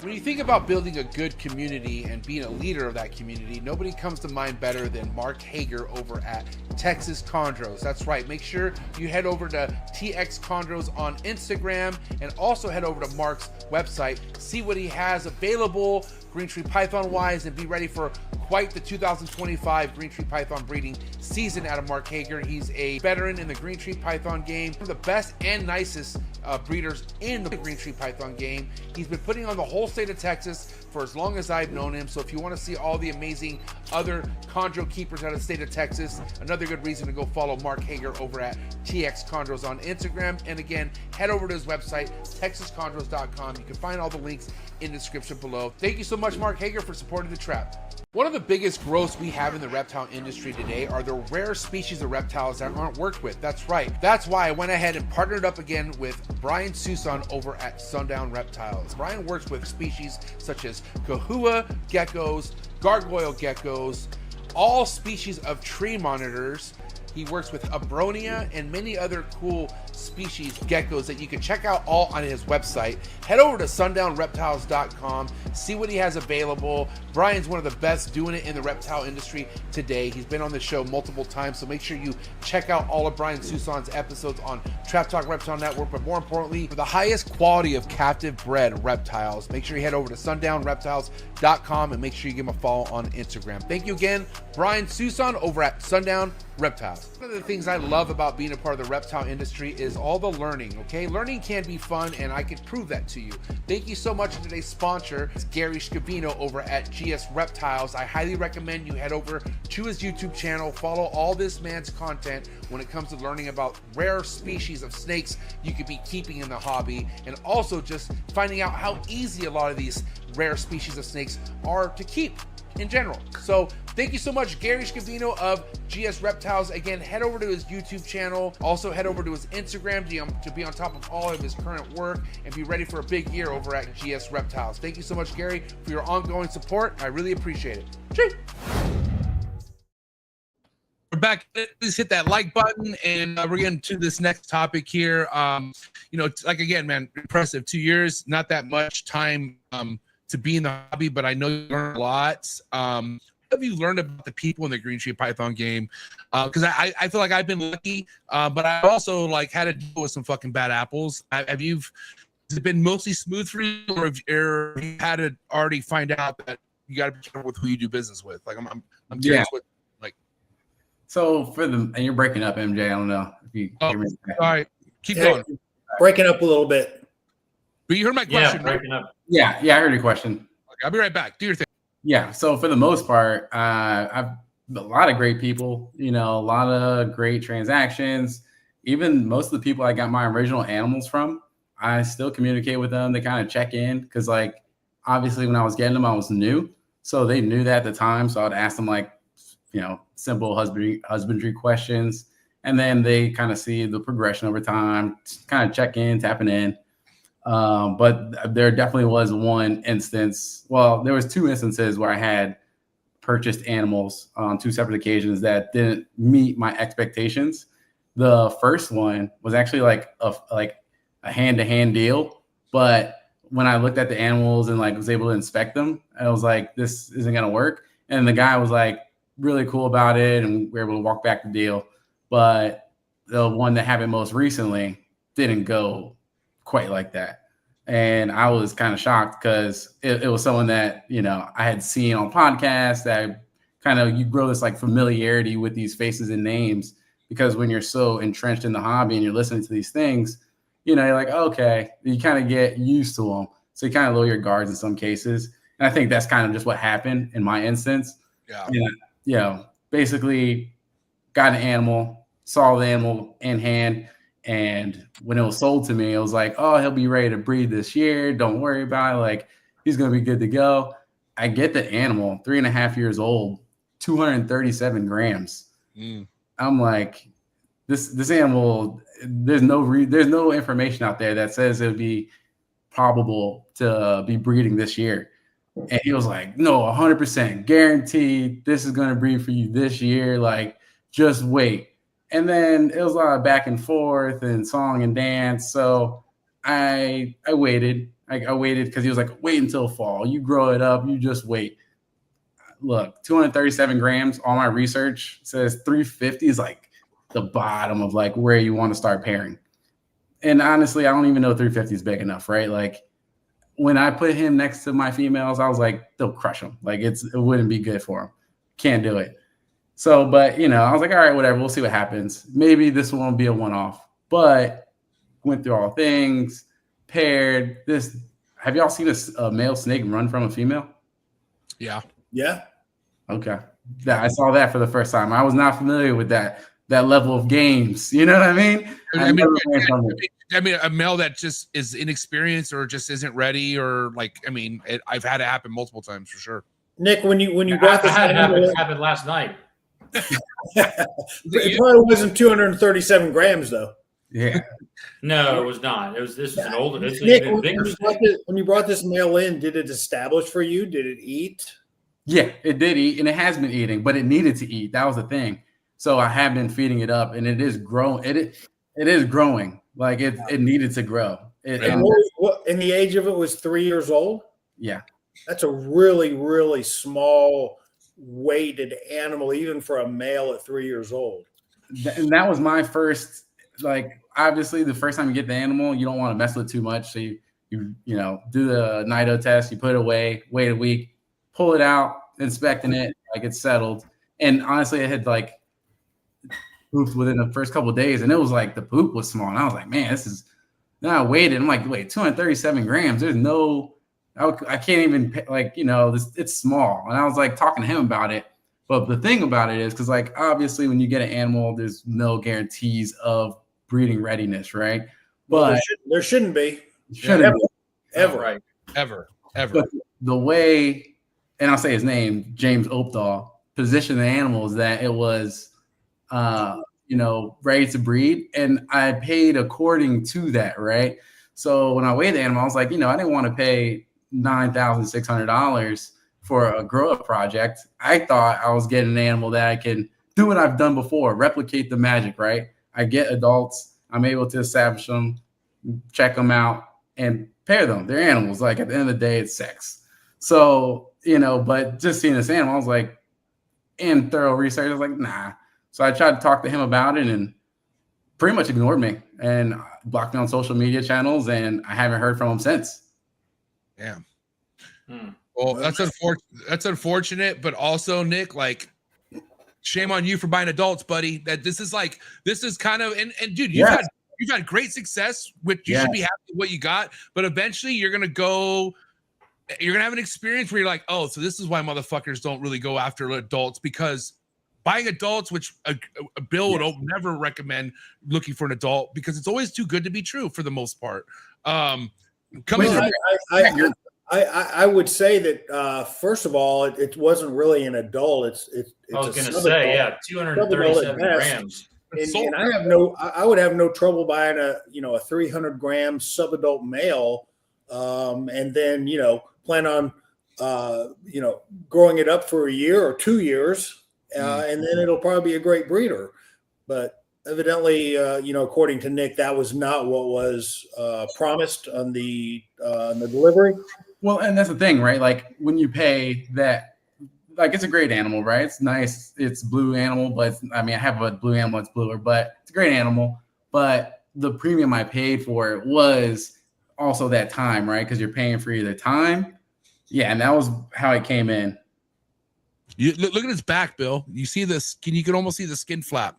You see how it's that skinny. Yeah, the poop. It looks very thin. Yeah. And you paid how much for that snake? $9,600. Oh my God. Yeah. So obviously, as soon as and he was like, well, I can't buy it back from you. Wait till fall, so you'll be ready. But again, my thing is I now have a grow up project, and that's not what I paid $9,600 for. Yeah, I agree. Well, there's a lot of lessons to be learned here, Nick. You learned it the hard way. But again, anybody that guarantees that any animal is ready, guaranteed to breed, red flag. Did he tell you the size of the animal when you bought it? It's 3 years old. You would just assume, a 3-year-old male has a good, 3-year-old male has a good chance to breed. But certainly, normally, yes. I don't care if it's a 6-year-old male. There's no guarantees unless it's a proven breeder, and even that's not a guarantee. Even still, even a proven breeder. You could take a breeder that's been breeding for you, and absolutely. Who knows Who knows what kind of conditions you're changing them into? Especially an adult. You know how it throws adults off. Just moving them to a different room sometimes. For me, definitely learning lesson for me, and that's why I want to bring it up. Because learning lesson for everybody now, right? Anybody who hears this, when they're going through their transactions and business dealings, to take these things into account, to ask these questions. Hey, how much does the animal weigh? Yeah. And one of the questions I had to learn was, how much does the animal weigh? Because you just assume it's going to be of adequate size based on how you keep animals. Yeah, not the case. And then, in certain instances where a transaction does happen, to understand, it's never too late to make things right. And the opportunity was given to make things right, and it wasn't as well. So also to be aware of the type of people that you're doing business with when you're having these situations. So we've talked about it many times. There's always things that are going to happen. But the bottom line is, if you receive an animal and you're not happy with it, you should be able to put it in a box and send it back the next day and get 100% refund, no questions asked. No questions asked. That's it. And that's just the way responsible, reputable people in this industry work. I have 12 babies being shipped out tomorrow, and you want to know why I'm fucking kind of sick to my stomach? I have to be ready to replace 12 snakes if shit goes down. I have to be ready. Yeah, and that's why I won't be sleeping well for the next fucking week or so, because I want my customers to be happy. But if shit goes down, it's on me, dude. And because guess what? They'll be happy with how honest I am about taking it back, and I will keep them as a customer. That's how it's supposed to be done. But that's how this game is known for the most part. And again, it's unfortunate what happened, but it sucks when it happens with the bigger breeder, because I've been there, dude. I'm not going to give details, but I've been there, and I've gone to people and they're almost not believing me. They're almost nah, it was maybe a misunderstanding. And you know what? I get it, but I'm not a fucking idiot. I know when I'm being fucked. Okay. And so I've been in that position where I know I'm being fucked, and I don't feel like the people around me really like. They're almost giving the other guy the benefit of doubt, which I understand. A big name is a big name in this game, but god damn it, dude, you'd be surprised what motherfuckers will fuck you in here. Okay, so you got to be careful. You just got to. And one of the things is too, because right, like the learning lesson for me, because at the end of the day, the money's gone, the $9,600 gone. So at the end of the day, I'm the one with egg on my face, right? Regardless. So it's also in other people's circumstances, they may be more embarrassed to speak up because now they have to go around with a big, oh, I got scammed t-shirt on. You know what I'm saying? So for me, like, I don't care. Like I'll deal with it. I learned the lesson. I'll talk about it. And hopefully the next person doesn't make the same mistake. But, you know, these are things that need to be taken into account. Yeah. And again, all it takes is you just not having your guard up, you know, even like acting loosely with not testing or something, like thinking like, oh, like I could trust this person. No, fuck that. Test everything.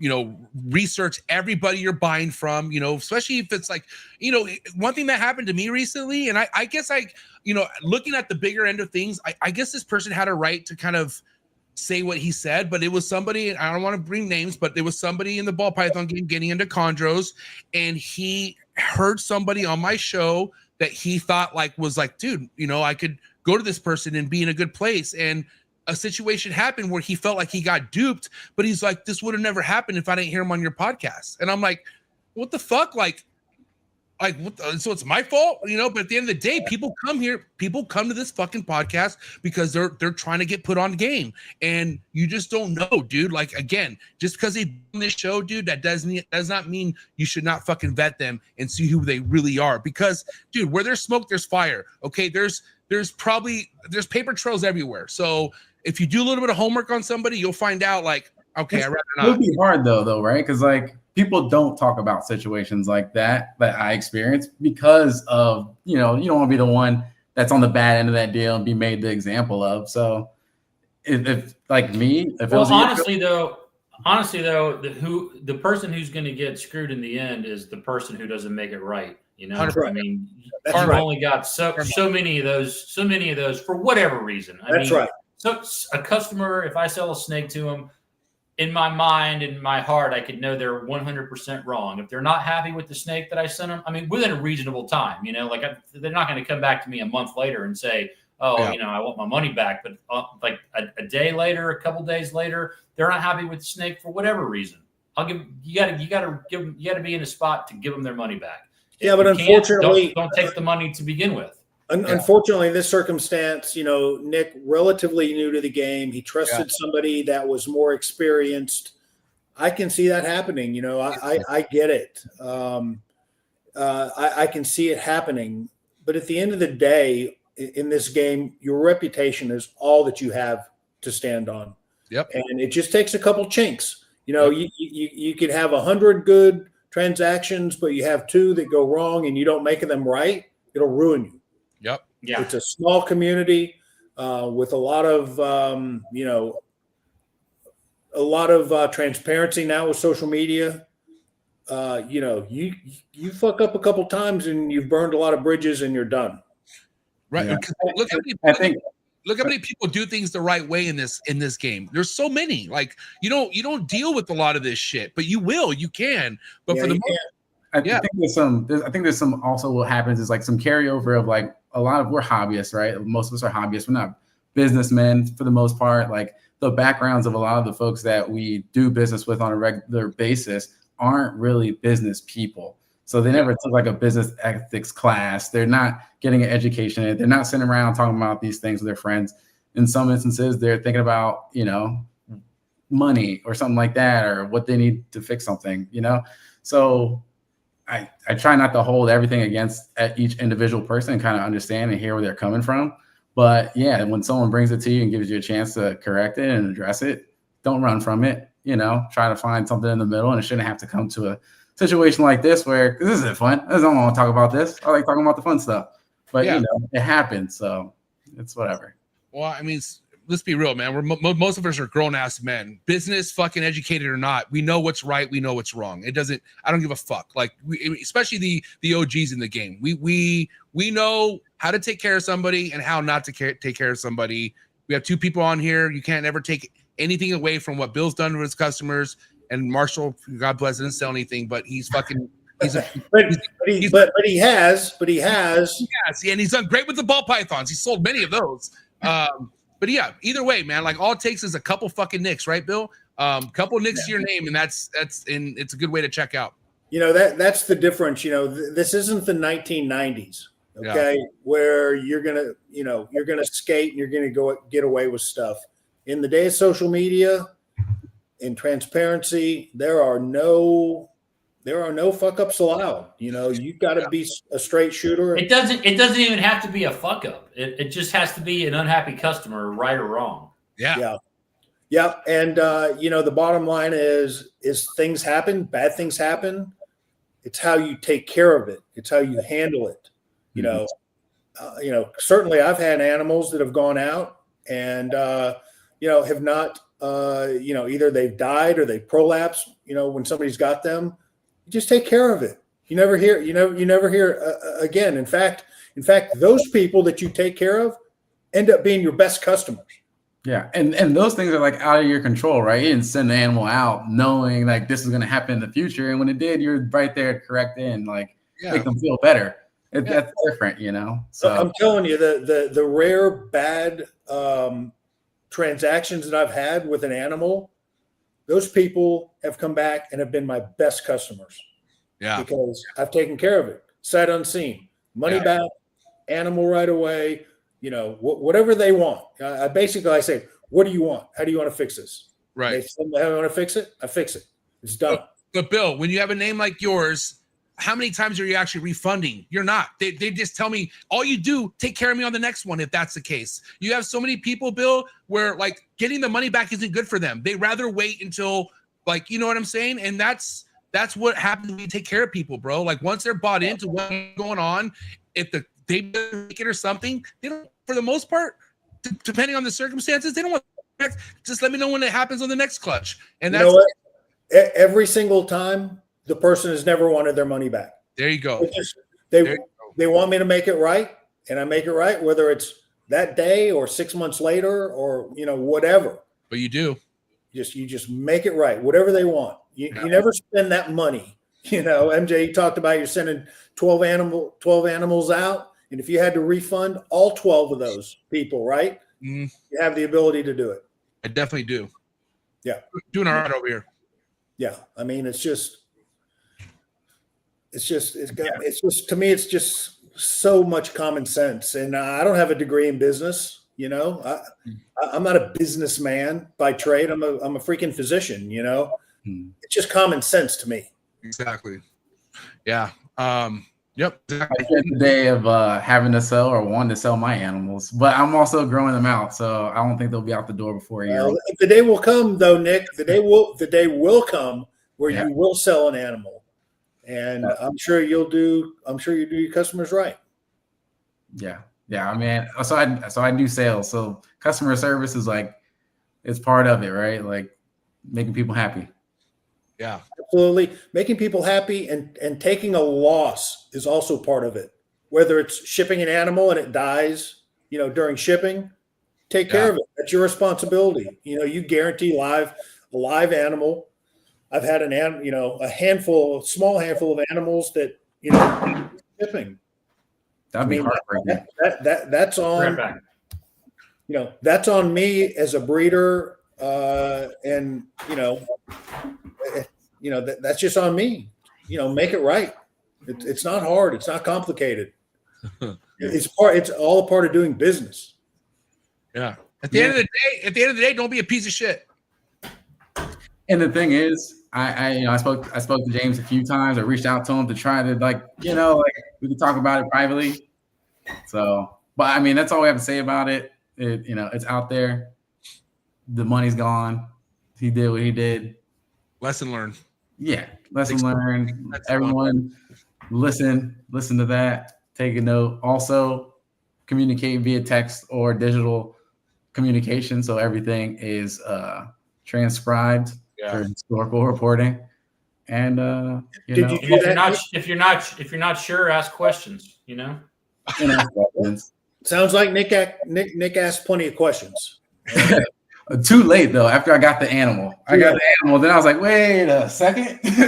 Wait, what were you feeding it? How often were you feeding it? What's going on here? But yeah. So. Well, I'm sorry that happened, Nick. I appreciate it. Yeah. Again, I mean, you always hate to hear that, because it just kind of spoils the unfortunately spoils the fun. It's just supposed to be fun. And my thing is like, where we're at now, it's like I'm sure that male will breed for me eventually. So it's not like he sold me an animal that's gonna roll over. It's not healthy. Like eventually it will. But based on the price to what I was doing with it for the price I bought it for, it didn't live up to the expectation. I knew that immediately, and that's where the disconnect started. So I think once I put the animal gets the size, he's doing work, and he produces the value that I put into him, then I'm sure I'll think about it even less. But every time I walk in the room, I'm like, well, Nick, I think the big red flag was the word guarantee. Anytime anybody guarantees anything in the chondro world, I think it's a red flag. Whether it's like, I guarantee you this is going to end up melanistic. I guarantee you this is going to end up high blue. I guarantee. Anytime you hear guarantee, it's a red flag. Yeah. I mean, unless you're talking about like sex or that it's going to, I guess that's really the only thing. And that you have to see it, right? Even sex. I mean, how can you completely guarantee sex? Like, unless it's an animal. It's a male. If it's you can guarantee sex, I think. Once it's probed, but then it's like a fact at that point. Yeah, of course. You can't guarantee the future expectations. You can only talk about facts. You can't try to forecast the future. How can you sell a breeder male that's never bred before? That's what I want to fucking know. Like, how do you sell something that's like a breeder that's not a proven breeder? Or at least paired to see it lock. I don't know. Even if they hadn't, I took it in adults. I've seen them lock. So if it was adequate size, I think this is just a case of being, still wet behind the ears, and you just didn't realize like this is not a thing. This whole guarantee is a fucking facade. Like that's not a normal thing in this hobby. You know what I mean? I would have forget. Like I would have even thought about it not breeding if it was the size. You know what I'm saying? If it was the size, I'm like, oh, that's just a him thing. But now it's a double factor where I'm like, size first, and then maybe it's a him thing. Yeah. So.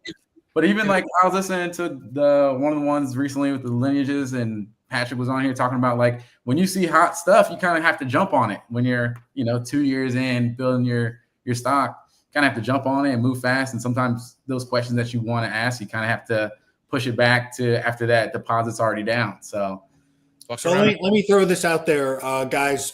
Are you guys looking in the chat right now? Yeah. Okay. So Sawtooth posted, so when an animal is sold as potentially ready to breed in the fall and you pair it 2 weeks after receiving it in early summer, who's that on?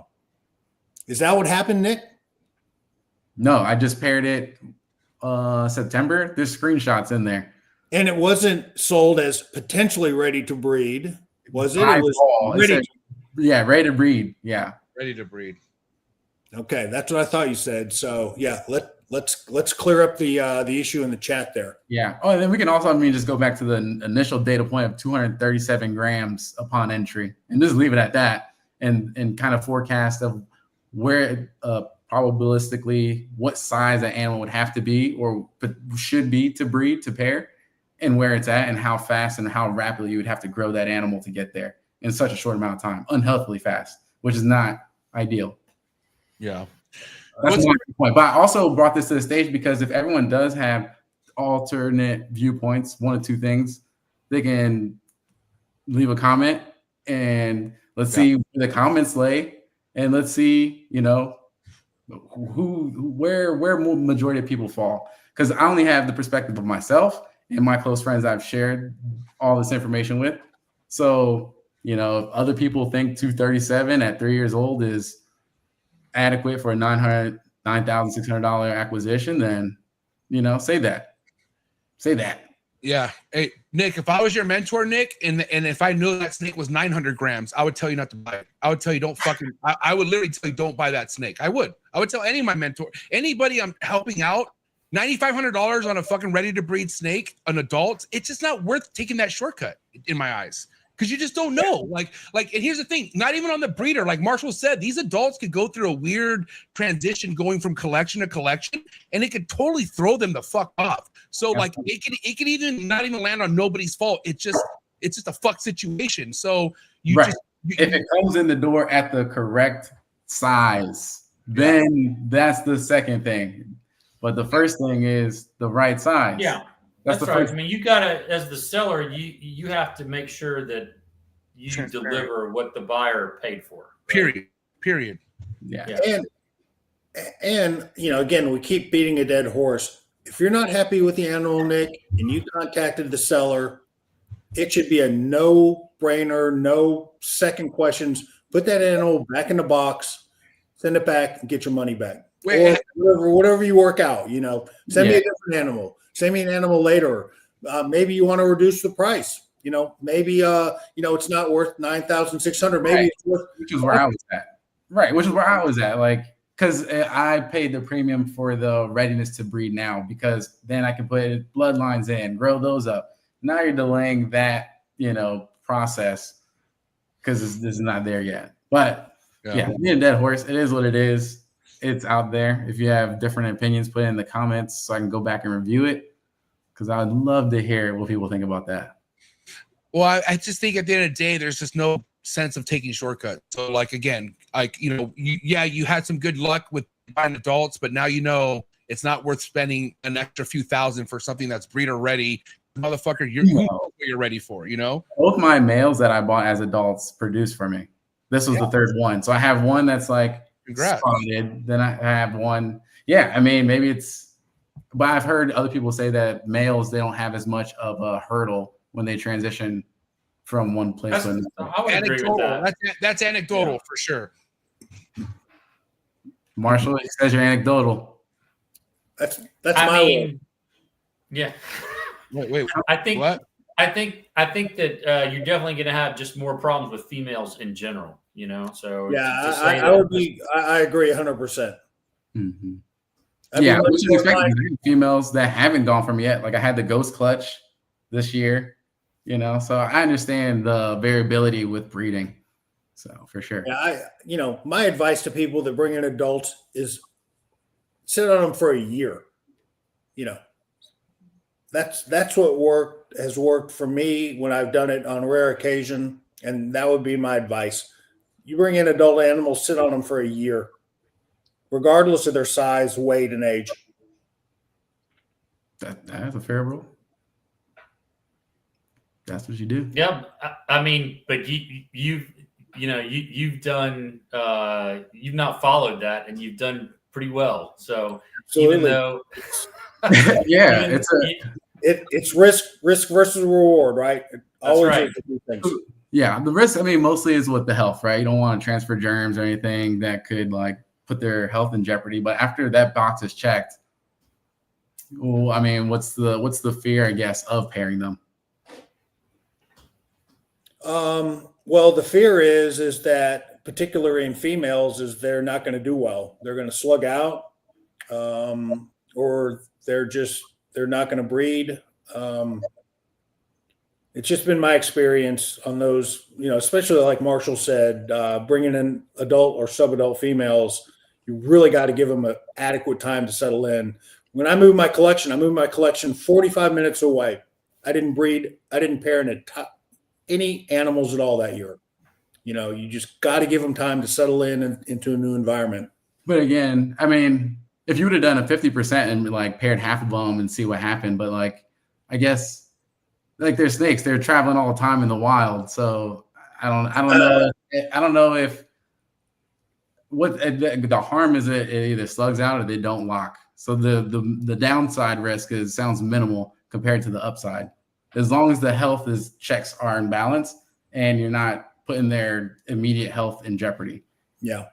But if a female slugs out, you lose a year, you know, anyway. But does it? Because they're not putting as much tax on their body, right? Like I had one slug out and she's bigger than the one that laid a healthy clutch. Like she's regular, super regular. So I'm like, she might be ready to try to go again next year. Absolutely. And then was that slug out always going to happen first because it was the first time they paired and you're getting it out the way? like a young female, human female, and it's going to be bad the first time and get it out the way? Or is it that it's not matured enough? Or, does the parameters not perfect? So many variables. So to say like sit on it for a year, especially if it is a male, right, where they're not having to carry the load, I don't know why I would need to, or I would choose that decision if I have a female that's gravid or growing follicles right now that I compare it to. Yeah, it's a little different scenario with a male versus a female. For sure. Yeah. I would agree that there's really no downside as long as the male's healthy. There's no downside to trying the male. It's like trying to breed a male too soon. Is there such a thing? Yeah, right. My first clutch, my male was 18 months old. Yeah. So yep. If they don't breed, they don't breed, right? I had a male last year that bred it too. So I agree 100%, with a male. But that male was, I just agree. I agree 100%. The male, you're a lot less risk than breeding a female that you just get in and, don't get her acclimated to your environment. Yeah. So then we didn't, for males, if they're healthy, and we didn't need to wait a year, they should be ready to go. If they're cruising, they go and cruise right in that female's enclosure and find some female. But not when they're 237 grams. Yeah, no, they're running, literally trying to get between the cracks. I'm like, I got out of bed at 2 a.m. Like, I got to get you out of here, buddy. Yeah. I can't have that all night on my conscience. All right, we're going to wrap things up. I got a wrap-up topic, and then we'll get to Bills and Marshalls. But what would you say the hardest thing's been so far, with your experience breeding chondros, all the way from the keeping to the breeding part? What's overall the hardest part for you so far? I wouldn't say it's the hardest part, but I think it's like the most important part for keeping is like just paying attention to the animal, which can become challenging if you have a life to juggle. I work from home. I don't have any kids. I don't have a girlfriend. I'm not married. So I can devote as much time and attention to the animals as I need to or want to, where, like last year when I was more busy and more social, more active, you can kind of see that kind of creep into your keeping habits. And I just don't think that maybe keeps for like the best breeding environment. So I think that, but if you're just keeping, easy. And then on the post end, on establishing, getting these little fuckers to eat is the most it's the worst. But if you're willing, like I am, to force feed it, and once you get that technique down, I don't have to worry about if they're gonna eat. They're gonna eat, and then when they decide to eat on their own, it's a different thing. But that, right on. Challenging. All right, Bill, what you got? I always like to ask new and upcoming people like Nick, what's your next project? What would be, your like goal? What would you bring in new to like enhance your bloodline or your projects? So for my chondro projects, so I brought in some Maniquaris this year. That's like my future projects. I do want to do pure Maniquaris, yellows. Where'd you get those? My first one I got from Mark Miles, and it just turned out really beautiful. So I got a second one from the same parent this year. And then I got one from David Brahms. Okay. Awesome. Yeah. Awesome.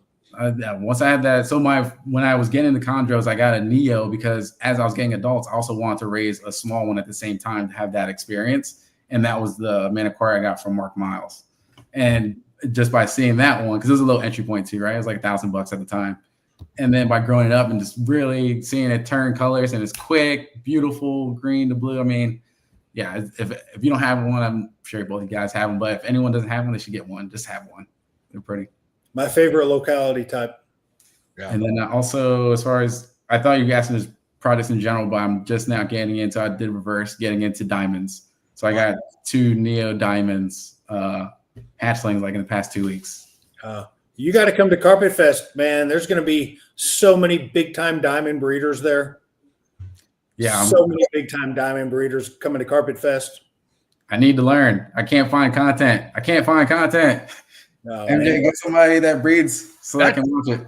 That's Stephen Cush's department, and I'm gonna get on his ass for that, dude. That's he needs fucking Stephen.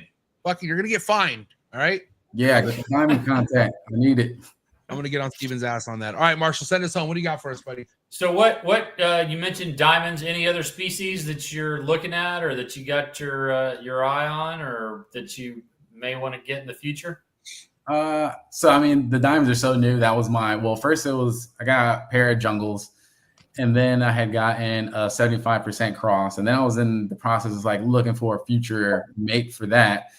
And then I saw the diamonds and I was like, well, I can't breed this diamond to like a 75%, I think. So then I got the diamond male. So that's the project. And then as far as other species, I think that's it until I move into a new space for now.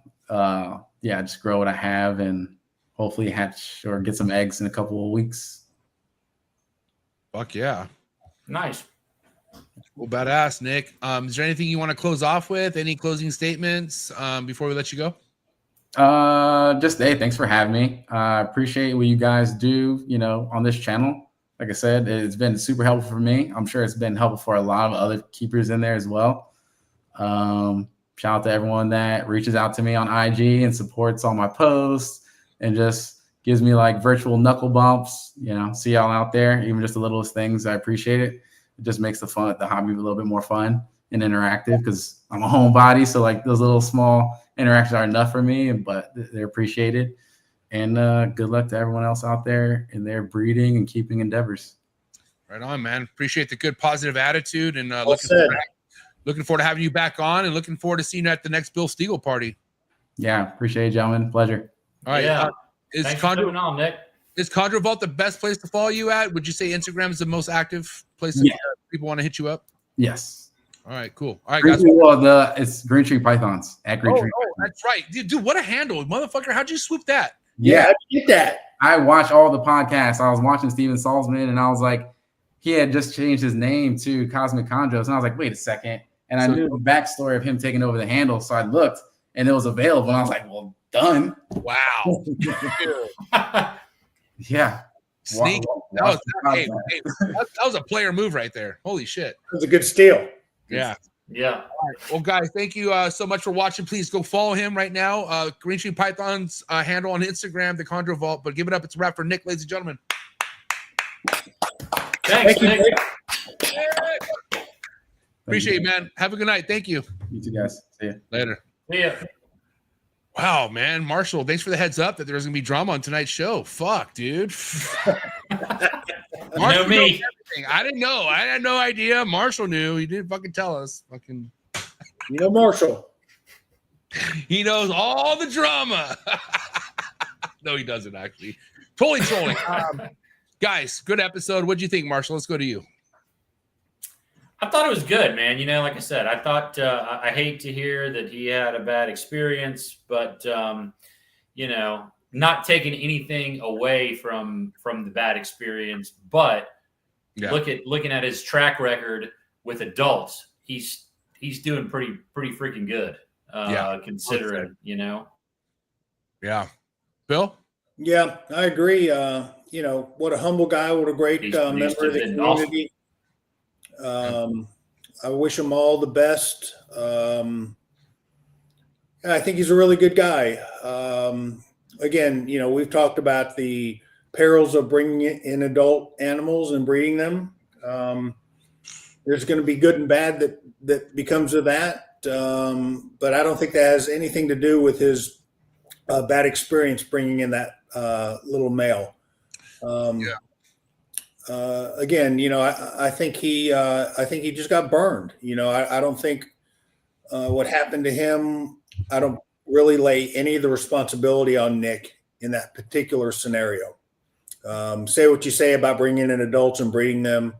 I just think the lesson learned is, as a buyer, as a seller, you need to do what's right. Yeah.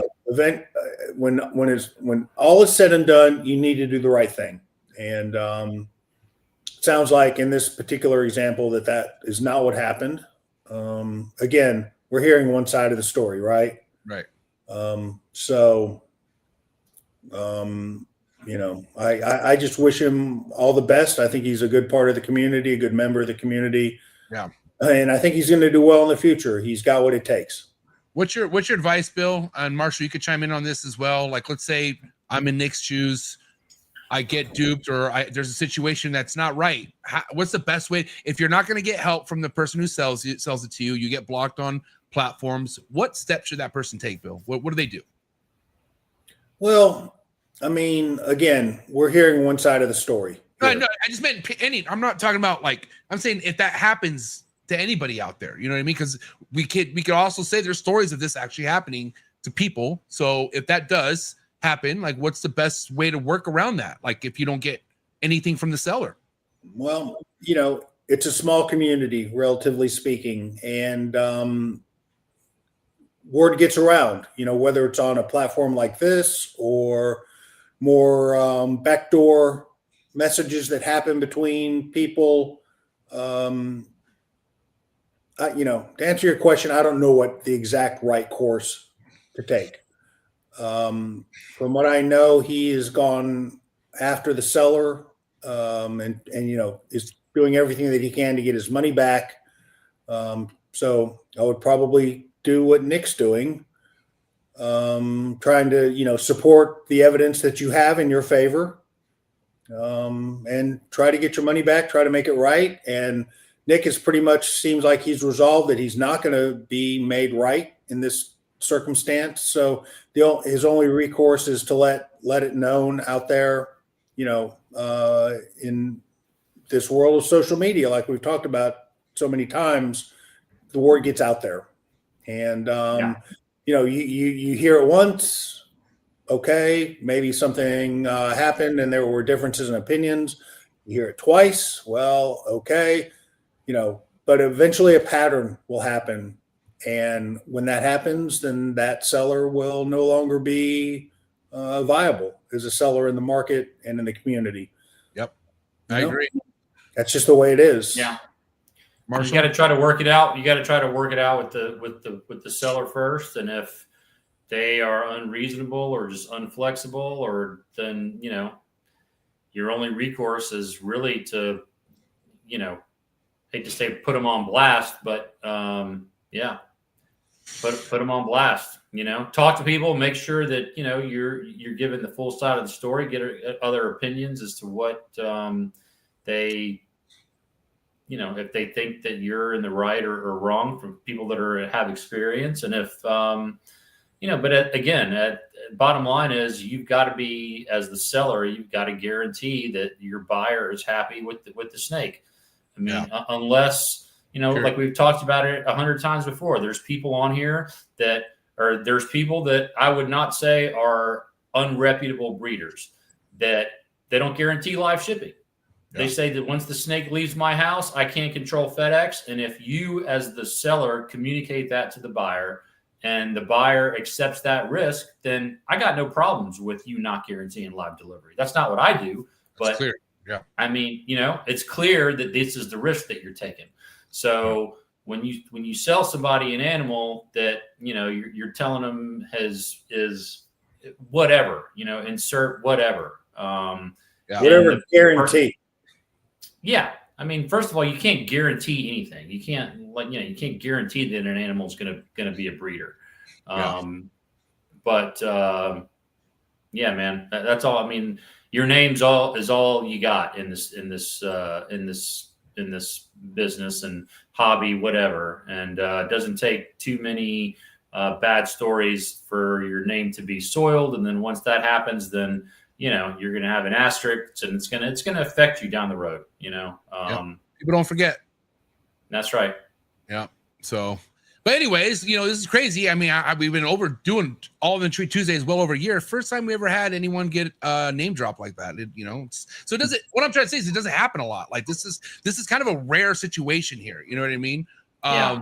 Which again, like I like making this Green Tree Python community look as pristine as possible, but at the end of the day, we should always be aware. And so, but it is a beautiful place to be. It's all about learning. And sometimes, dude, you just got to take the L. Like there's certain things that happen for a reason. Like, there's things that I could have avoided, but I fucking had to take the loss for whatever bonehead reason why it had to happen. I don't know.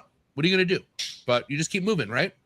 Yeah. And Nick is, he's keep moving. He is. Yeah, he's not stopping. He's good. So what an episode, fellas. I appreciate you so much. Red Mountain Herbs on IG, and of course, Phoenix Reptiles, the mayor. Go follow him on Instagram, subscribe. But give it up. It's a wrap for my boy, Bill Stiegel and Marshall Mendez, ladies and gentlemen. Good night, boys. See you guys at Carpet See you Fest guys next time. Saturday. Have fun. Have fun at Carpet Fest, Bill. I will. I'll give a full report next episode on Carpet Fest. All right, go live. Go live. I want to see you go live. Nah, that's not gonna happen. But okay. All right. Later, Bill. Have a good night. Later. Appreciate it. Thanks, guys, for tapping in. Good episode. You know, at the end of the day, it's cool to learn, but also just be aware, man. Awareness is everything in this game. And, you know, take the L for what it is, but also just never forget. So, but shout out to everyone who tapped in. If this is your first time watching, before you leave, please hit that like button, hit that subscribe button, hit that notification bell, select all. You'll be reminded every podcast released out of the network 7 days a week. Tomorrow's Cush's Corner. All right. Wednesdays are popping here on the network. Okay. So make sure you head over to Cush's Corner tomorrow, right here, 6 o'clock Pacific Standard Time. All right. And then Trap Talk with MJ going down this Thursday nights. And Friday, we have Ari's new episode. The Bolins Pythons Roundtable, which is epic. Big things to come. Saturday, the Brandon's Vaults with Chris Applin from Indonesia. And of course, we have Girls Who Love Reptiles podcast. My homegirl, Carissa, killing the game for all the females out there. Thank you so much for your love and support. Please check out my sponsors. Of course, if you're looking for exclusive content, if you want to get more behind the scenes, what I have going on, if you want exclusive wait list to my Chondros and my Emeralds for 2026, come join the Trap Talk Patreon family. Simply click the very first link in the description below, connect to the Discord, and there's an Instagram group chat that is popping, okay? I got trappers from all over the world. Hey, shout out my sponsors, though, man. Damn, I got some sick-ass sponsors. But check them out. Find all the links in the description below. Have a good night. I'll catch you here for Thursday night. And again, don't forget, Cush's Corner tomorrow. And I'm out.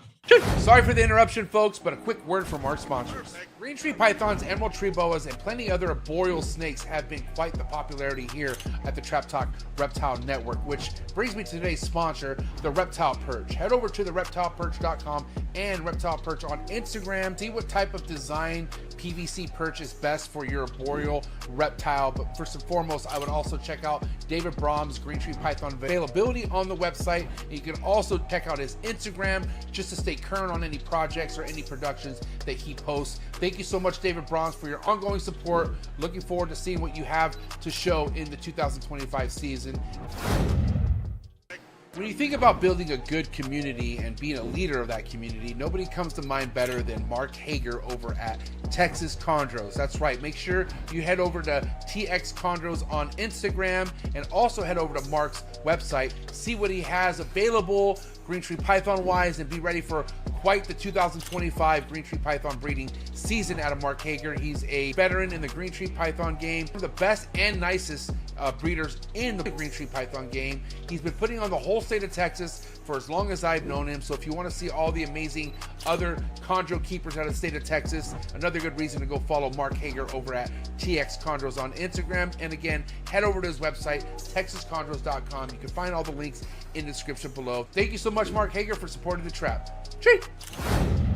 One of the biggest growths we have in the reptile industry today are the rare species of reptiles that aren't worked with. That's right. That's why I went ahead and partnered up again with Brian Susan over at SUNDOWN Reptiles. Brian works with species such as kahua geckos, gargoyle geckos, all species of tree monitors.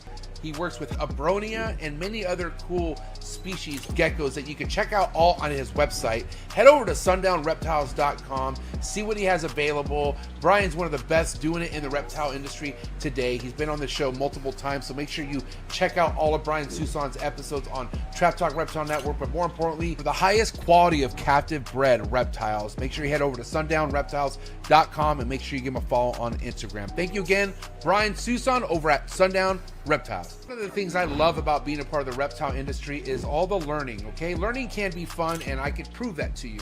Thank you so much to today's sponsor. It's Gary Scavino over at GS Reptiles. I highly recommend you head over to his YouTube channel, follow all this man's content when it comes to learning about rare species of snakes you could be keeping in the hobby, and also just finding out how easy a lot of these rare species of snakes are to keep.